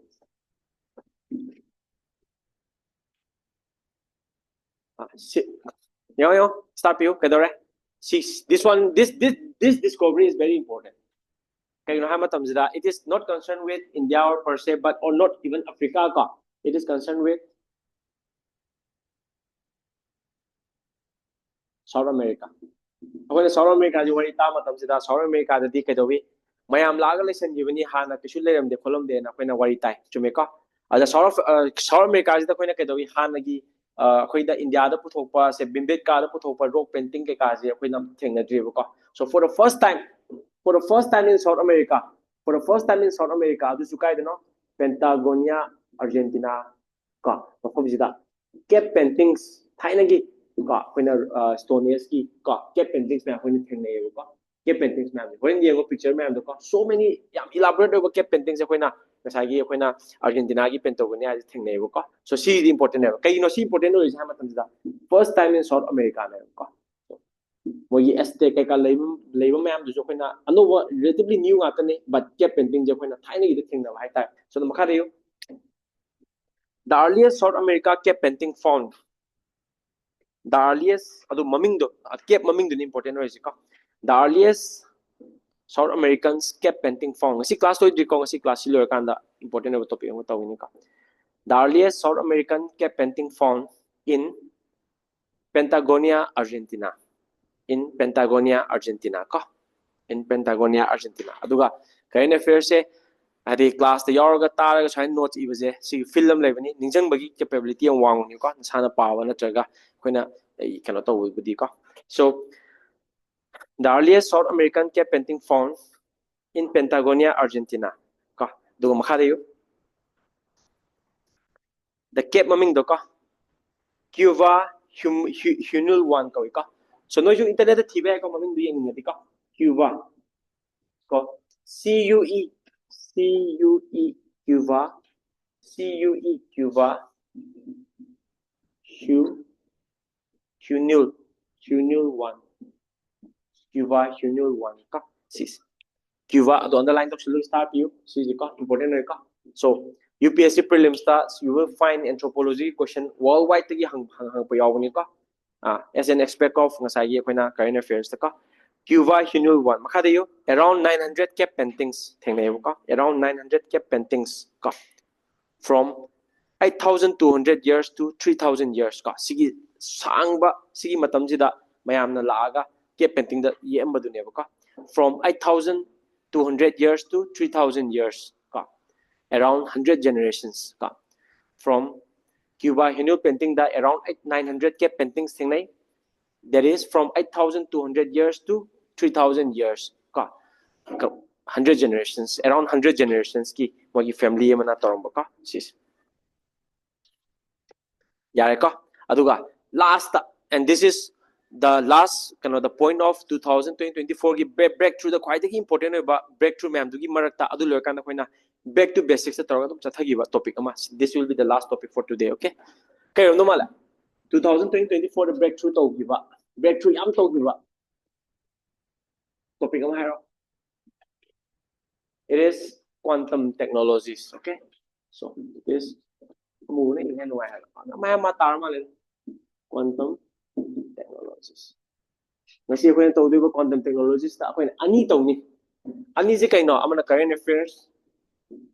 amana basics so satra ma'am ne kedawi AI hai ni natraga internet keba blockchain technology hai ni natraga quantum hai ni ka they will read only the current affairs they will never read the basics which quantum da yawiba laws ma'am ni khangbro quantum da yawiba magi term magi theory ma'am ni khangbro adu khangba da ka waye ko hangpa hangtam na mani but you cannot just go into for prelims exam just by knowing current affairs of it not by visiting the current affair the basic subject term da bita ka so ta ana quantum gida akoina 2024 da thengna gi current affairs hairo google na my quantum processor chip am puthogi maming kai gawi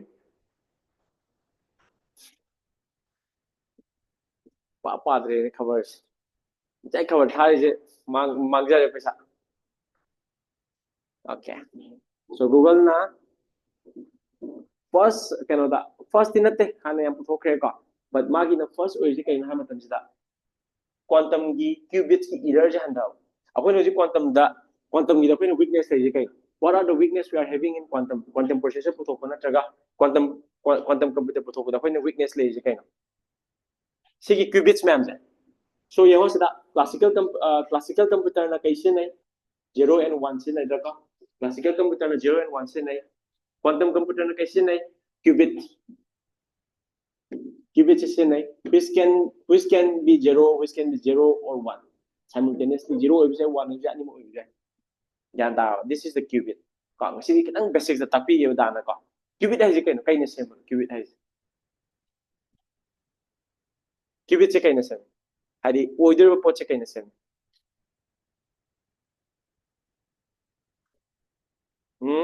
processor manung dia ba qubit se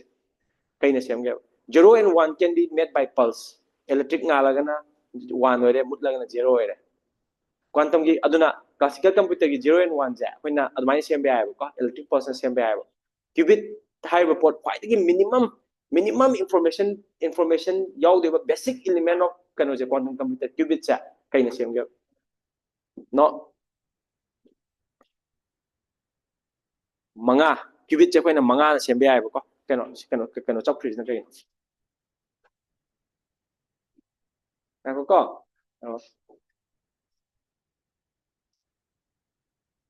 what happened huh ah ngasi am siang ge ko phai ne ngasi siang de ha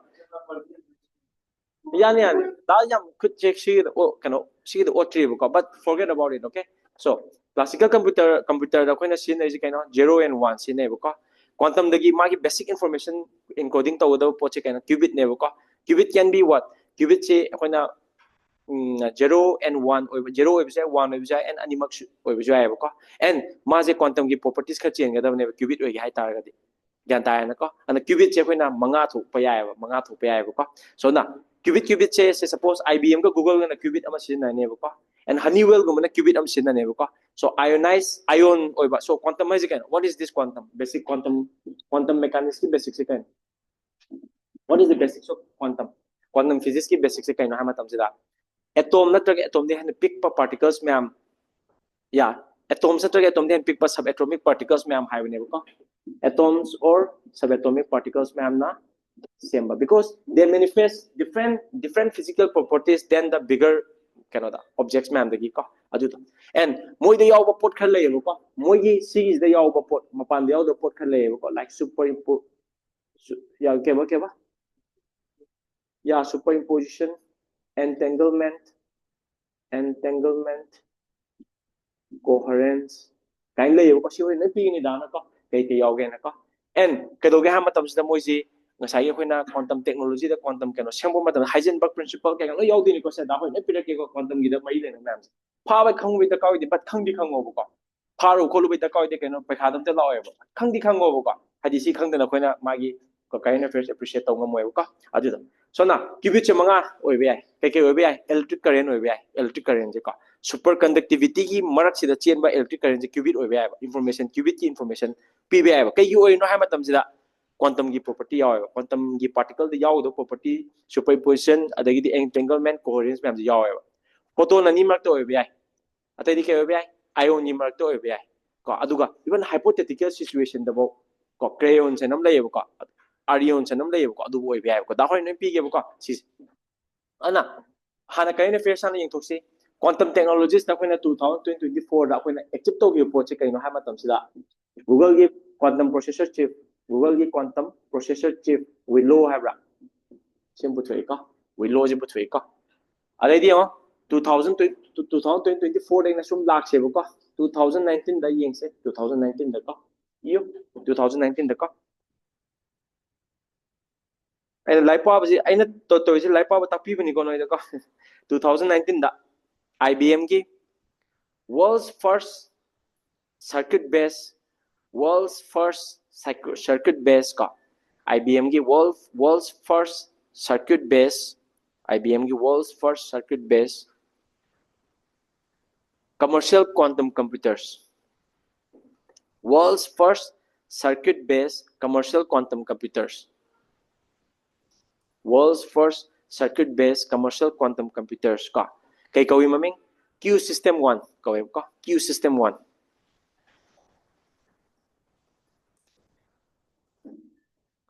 Sigi ni ko akoina current affairs class yaw hai noi thijen ba yai adu noi thijen da matam mang hai tar si yaw thok pa adu da hoina topic ama kamaina prelims relevant o henge tak pa je sigi mong da noi pa ba her pa adu ni ko ko gi intention of the class ni ko next day yo 2019 da Google gi Sycamore ka Google gi Sycamore ka 2019 da IBM gi do le na 2019 da Google gi Sycamore SY sorry Sycamore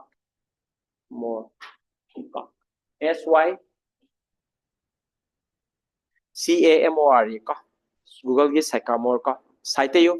53 qubit processor 53 qubit processor that had active 53 qubit processor that had active quantum supremacy. Quantum supremacy on the line of Shulu because this term has been seen in newspaper a lot. Okay, quantum supremacy on the line of Shulu. 53 qubit processor, 53 qubit processor that had active quantum supremacy. Gosh, quantum supremacy on the line of Shulu. Kaya ano quantum supremacy ay za? Kaya gumba quantum computer mana classical supercomputers or classical computer may na tawo ngam tabak to kudak ta toroba. Tawda ko ina changa daw tawda kudak ta toroba. Ay tadi quantum nang ngamme na quantum supremacy in high never ko. So adu makad example lang piyo. It perform attacks in 200 seconds. It perform attacks in 200 seconds. It perform attacks in 200 seconds. Which would take a supercomputer, which would take the best supercomputer, which would take the best supercomputer 10,000 years. 2019 you are in Nico. We learn to high is the kind of camera. Man problem solve to RCS and a car. Adugi problems that quite a supercomputer, classical supercomputer na solve to the catch any camera 10 trillion years. University you know hand okay. Adugi matam changa ba uda ngasagi supercomputer hujiki classical level supercomputers ne yowanga moidaba. Google gi wilona 200 seconds ta. Gyan tayo na ko. Magi ka no to ko. Achievement ko. Hadi ka no to 200 seconds ate kya no 2 hours sa bra. Da yeng ko. Yeah, dahil ke ko. 6. So iyo. Next ta. Sila. 2024 gi da. 2024 gi da. Google's Willow quantum chip ko. Google's ki Willow quantum chip ko. Sige unique or sige you know. Why this is unique? Kaya 2019 dito putok da why this is unique. Makada yo. World's first quantum processor. Dahil kasi maram si kayo no ko. World's first quantum processor where errors are decreased. Where errors are decreased as the scale of. Where errors are decreased as the scale of. Ko. Dahil kaya ko. Quantum computer da ko huji po da war is kayo no do dahil kaya ko. Where errors are decreased as they scale. Quantum qubit sum hapchalai khuding error je handar pa tare ka. Huji akhoi da quantum computer ki problem le se kaino. Si important oi ka. Si khangu je important oi ka. Huji akhoi da quantum computer ki important oi se kaino ha matam sida. Yawa sida. Nangna sagi quantum ki computer ki quite basic oi ba qubit se. Qubit se hapchalai khuding ki error noise hangle e ka. Si ana qubit yam hapchan bajeng ngam de. Gyan tayo na ko. Ada Google gi Willow gi special oi kai na ha matam sida ko. Nang na qubit hapchani khuding gi error je handar ko. Gyan tayo na ko. Ada si kai na ha matam sida why this is happening? Kai na ko na qubit hapchalang matam sida ko na error kano da error hingle ji kai na tra noise hingle ji kai na kai gi no mala.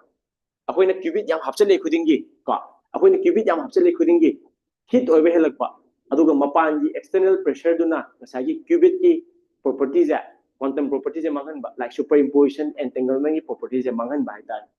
so duna kedoni khambra na quantum computer na lei den khala ba ko quantum computer da ke yaung ni ha matam se cryogenic yaung ne ba ko cryogenic hadi yang china cool down ton ba se kai no da nang na inghal li khuding gi nang na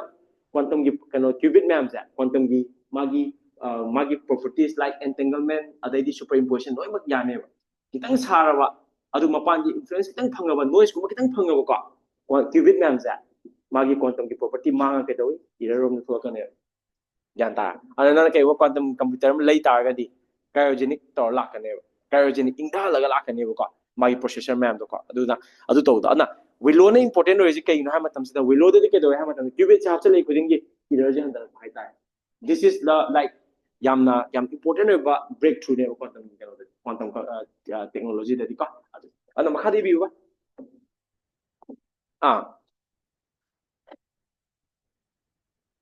keba wa hujigi makha da kanogi da nasagi wilogi makha da ka Google can finish an RCS problem ka an RCS problem random circuit sampling problem ka Google ki willow do ni ka Google ki willow can finish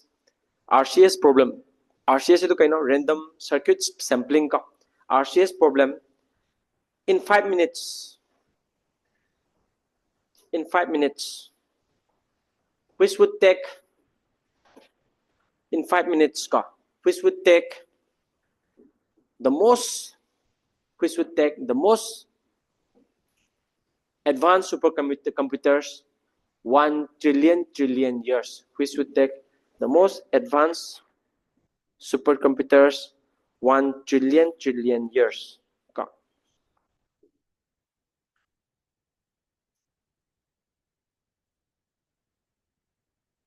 Which would take the most advanced supercomputer trillion years. Okay, 6. The hindrance to developing quantum computers today. The hindrance to developing quantum computers today. The hindrance to developing quantum computers today. Number 1 point that adding more qubits leads to noise and errors. Adding more qubits leads to more noise and errors. But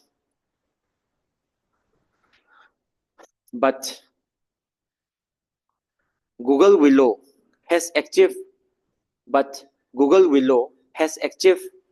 threshold scalability. But Google's Willow has achieved threshold scalability. Underline to shilo threshold scalability do scalability ka threshold scalability which reduce noise as more qubits are added. Which reduce noise as more qubits are added. Line takrabo online is there. No item no the options repeat am to be okay mathang di da kano tawge ka set tha thamage ka which reduce noise as more qubits are added. Okay, sis ana quantum computer ki basic se no tawjabe abani ChatGPT tawga but da dum haina kano da adum hairmage ka sidi taroi ko sidi hoina kano ga current affairs mai lende ko sidi ka so maka swaini yo basics of quantum computers yo basics of quantum computers. Number 1 da quantum mechanics yo ta ka do yaude ko friend aina matang yaw kani adu da talaki ko quantum mechanics ko basics of quantum computers ko quantum mechanics branch of physics quantum mechanics ki definition duni dan yu hai ko branch of physics describing the behavior of particles. Branch of physics describing the behavior of particles. Branch of physics describing the behavior of particles at atomic and subatomic levels. Branch of physics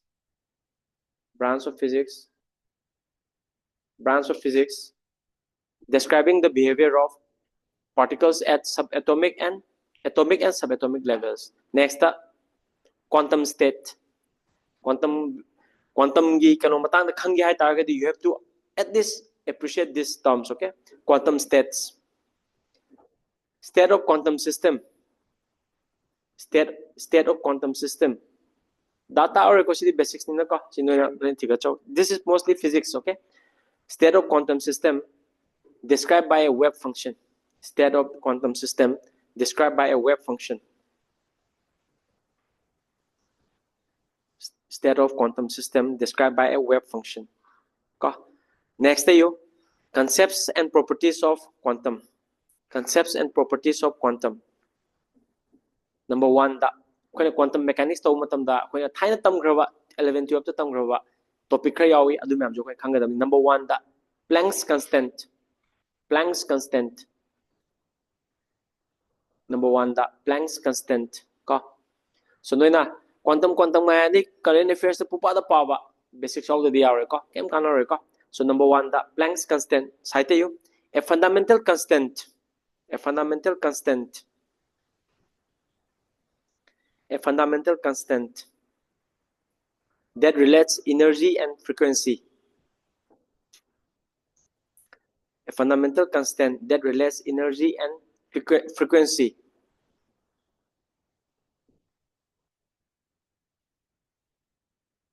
Full stop. Next, Heisenberg's uncertainty principle. Heisenberg's uncertainty principles. Heisenberg's uncertainty principles. Heisenberg's uncertainty principles. Heisenberg's uncertainty principles. Impossibility of knowing. Impossibility of knowing. Impossibility of knowing. Impossibility of knowing both position and momentum. Impossibility of knowing both position and momentum. Impossibility of knowing both position and momentum precisely at the same time. Precisely. So basics just give me some time, have some patience, okay? Impossibility of knowing both position and momentum precisely at the same time. Number 3, the quantization. C star PU, quantization. Give it star. Energy level are discrete. Wave on a continuous unit at table, discrete on its level. Energy levels are discrete.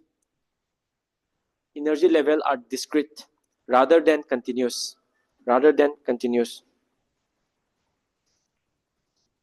Yare underline chingilo. Aduga CGD important no exam ko may lane ko CGD ko. Underline chingilo. Terms associated with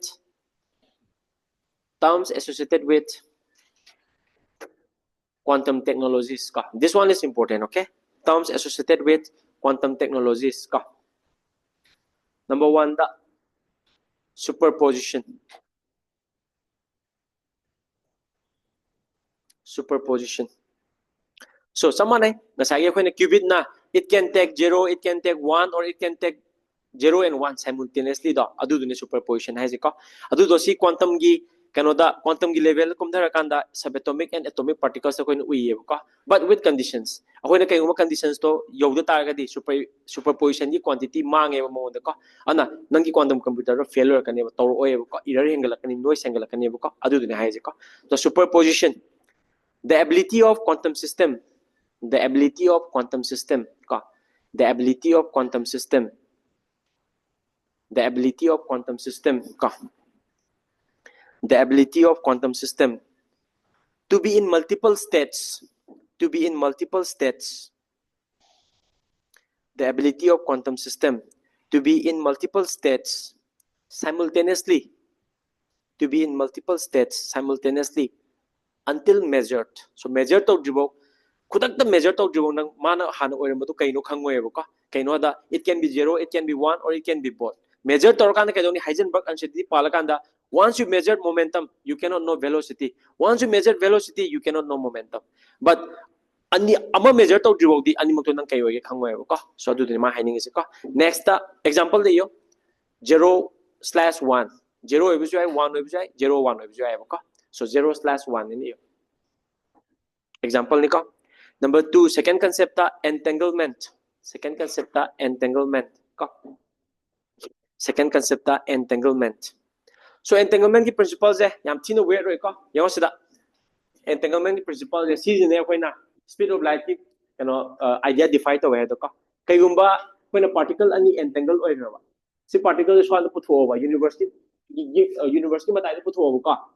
Si particle so na kan putho ba university matai putho ba ka. Si particle gi akoina kano to ninga ba information am pinning on natraga akoina magi spin join leram ba ja join othoni ba kudakta so na kan gi particle ja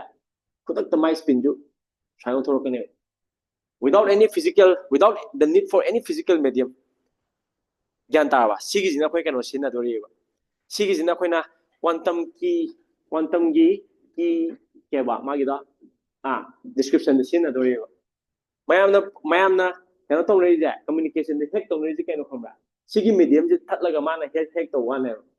medium strong yaw da ta ina sida to po sida effect on ba ya ta ga di medium strong kano da yaw da bida a ta di kana tan hek tong mo re ba so quantum encryption sin na do re entanglement je ka so na adu ga sa ye khona information sending to the sin na do re ba adu so na da hai ne future is in quantum kai ma khoina quantum gi kano ja technology je khoina chahi chama chakhona la ba we will be in the stars yan ta na ko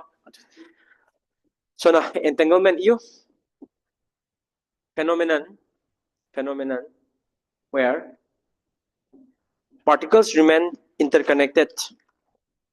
Phenomenons where particles remain interconnected. Where particles remain interconnected.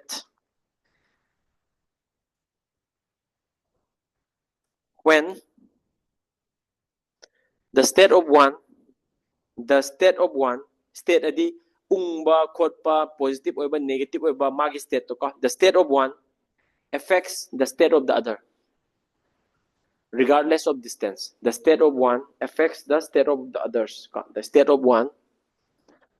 one affects the state of others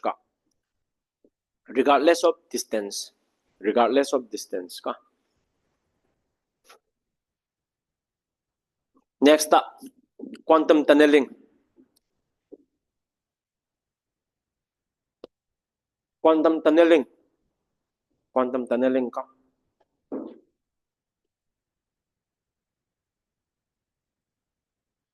ability of particles da ahan class is hani pibo ani ko mathang class ki basic ka ji noi tawjo ha ka ni ko go back to the basics ha ka ni ko noi ti jata ni ko ana ham bai di da na sum noi da kamaina noi na mathang torok matam na san torok matam da khangani ha da adu gi tawani ko quantum tunneling ko ability of particles to pass through barriers ka ability of particles to pass through barriers which they classically should not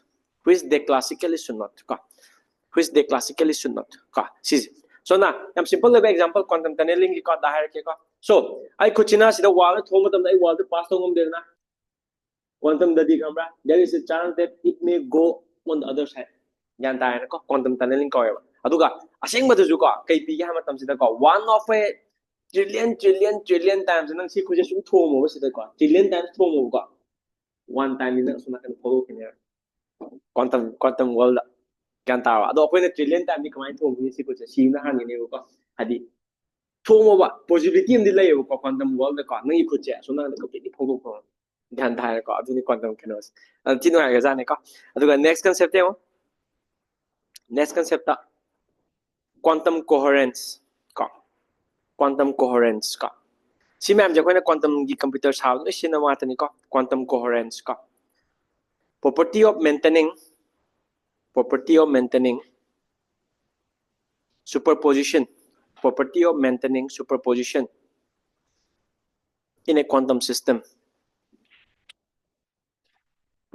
maintaining superposition in a quantum system yeah ko next up quantum computing history ka history ma sami am tengeng am je ka hadi 1982 da yo quantum computing history ka 1982 Richard Feynman proposed the idea of Richard Feynman ka koina Richard Feynman di lecture mem ta physics ki da Richard Feynman proposed the idea of developing a computer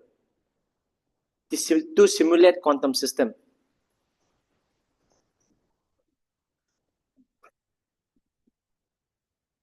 Richard Feynman proposed the idea of developing a computer to simulate quantum system. 1994 da Bell Labs computer scientist ka simchin sinu pa maming phawni Bell Labs computer scientist Peter Shor ka source algorithm an lei ka Bell Labs computer scientist Peter Shor created the famous source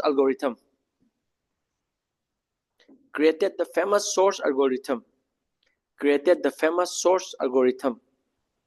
source algorithm din horen kai mi jawra ka ya ka underline tokslamo box am hapiramo adu history quantum gis computer natra quantum technologies ki system ja adu history da horani adu dai di IBM na 2019 da puthokpa adu du ma'am lai ka next thing quantum technologies this is the last topic for today okay sida di da kitang tak pa ka ni ka quantum technologies ka akoina quantum technology sabada akoina kai changi classical computer sabada akoina port khar changi ka classical computer sabada akoina port khar changi kaino ha matam ja akoina nasagi magi classical computer ge basic oiba 0 1 ja sije akoina magi sije my basic ne information pu ba ya 0 and 1 on and off 0 and 1 kai to wi transistor me ada tawni transistor me am da akoina electron ga hole ga 0 thokpa 1 thokpa magi kano pi buduna transistor me am da so this is the classical system ko aduga magi ju logic gate lai and get or get aduda me am lai ko so sumaina ka aduga yo this is the classical computer in which we are not concerned with okay quantum computers natural quantum computing is the basic concern ka doja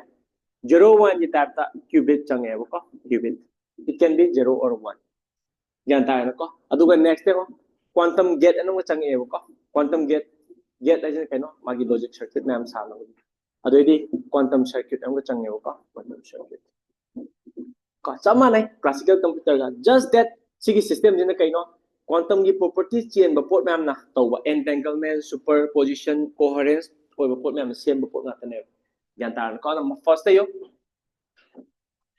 quantum qubit ai ja sidi pakhala ka ni ko prelims as well as science and technology gi prelims ta ka ni atop exam ta ka ni ko qubit yo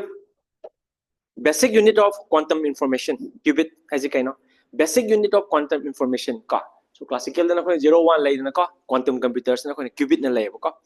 basic unit of quantum information ka adu makha dayo next ta qubit can exist in superimposition qubit can exist in superimposition akano the superposition ka qubit can exist in superposition that is in both states simultaneously that is in both states simultaneously ka in both states simultaneously so 0 jo be 1 jo be 0 1 jo be ka so true jo be false jo be true and false ani mo jo be ka next ta qubit are made from physical system so physical system is the no yore ko nangi photon adadi ion electron which are in the subatomic particles and which come under the quantum realm the lakpo ko qubits are made from physical system ko that can exhibit quantum properties ko qubits are made from physical system that can exhibit quantum properties like superposition and entanglement ko ham simple loy qubits are made from physical system that can exhibit quantum properties like superposition and entanglement so now quantum properties utpa khudimag akoina qubit oin sinaba yai ko and quantum properties kar matam do ni they which they are atomic level ki smaller t or beyond subatomic level ki smaller t oiraba ata di qubit ki property quantum ki property or ni quantum ki property bu yor pocha we can use it as a qubit yai ko so makha dayo number 1 da qubit je ko na kai kai sin na ge da photonic qubit ka photonic qubit ka photonic qubit ka bracket ko layo light particles so light particles are basically smaller than subatomic or kanada atomic particles ka so they exhibit quantum gi properties like entanglement and superposition and we can use it as a qubit ka photonic qubit ka next ayo superconducting qubit ka si makitang interesting oi si ne huzik google na toriba poche ka qubit and sine ji google na ka we load the scenery ja sigi superconducting qubit sine ka makha dayo made by tiny circuits of sigi qubit che kamai same ge do ka photon gi dudem lai re take a light photon light ki photon ma lawro qubit adum oi ba yare ka superconducting qubit che kamai oi ge de ka made by tiny circuits of superconducting materials ka made by tiny circuits of superconducting materials which can carry electric current made by tiny circuits of superconducting materials which can carry electric current with zero resistance, which can carry electric current with zero resistance. So qubit oiba yare ko. Adum makada yo information is encoded. Information is encoded. So koina 0 go 1 ga information pirini aduga quantum computer de jokon information je kai de pi mai qubit to de pi ko. Qubit to the combined information the hapsen ge ha matam jada yo information is encoded in the direction of electric current. Information is encoded in the direction of electric current. So electric current mathak ta chela di 1 makha da chela 0 aduga superconducting oibnina it can exist in 0 and 1 simultaneously also ka. Information is encoded in the direction of electric current or the discrete energy level of the circuit or the discrete energy level of the circuit or the discrete energy level of the circuit ka lore. So makada kana kana sigi qubit se nei quantum computer sabada makade view IBM ga Google ga na sigi qubit se nei ko. Next number third qubit kamaina qubit oi trap ion qubits ka. Trap ion qubits. Trap ion qubits da explain the toy trap ion qubits ka bracket ko layo kamaina to honno se laser ga electromagnetic field ga to honno ka. Laser ga electromagnetic field ga sen ga khoina encode to information encode to ko adugi 01 and 01 to ka trap ion qubits ka aduga information is given through laser and electromagnetic field ka adu makhadi company se nai Honeywell ga ion q1 se nai ka Honeywell ga ion q na ION Q company ni Honeywell ga ion qubit kana se nai ka. Number 4 da qubit che kaino obi spin qubit ka spin qubit ka. So any subatomic particle nam loro magi spin to matam du da kai dowi qubit oi sina ba ne ko kai gino ma qubit oi sina ba rise quantum ki properties mem yaw gi ka adum le number 5 ta you last ne topological qubit sidi hypothetical qubit ni Microsoft research story ko topological qubits ko bracket ko lo hypothetical qubit ko aduga site yo anions ko ANYONS ko anions ko hypothetical ne but lady lay na chingnari ko huji bodi phangdri. So Microsoft is researching this one, okay? Atut yare ko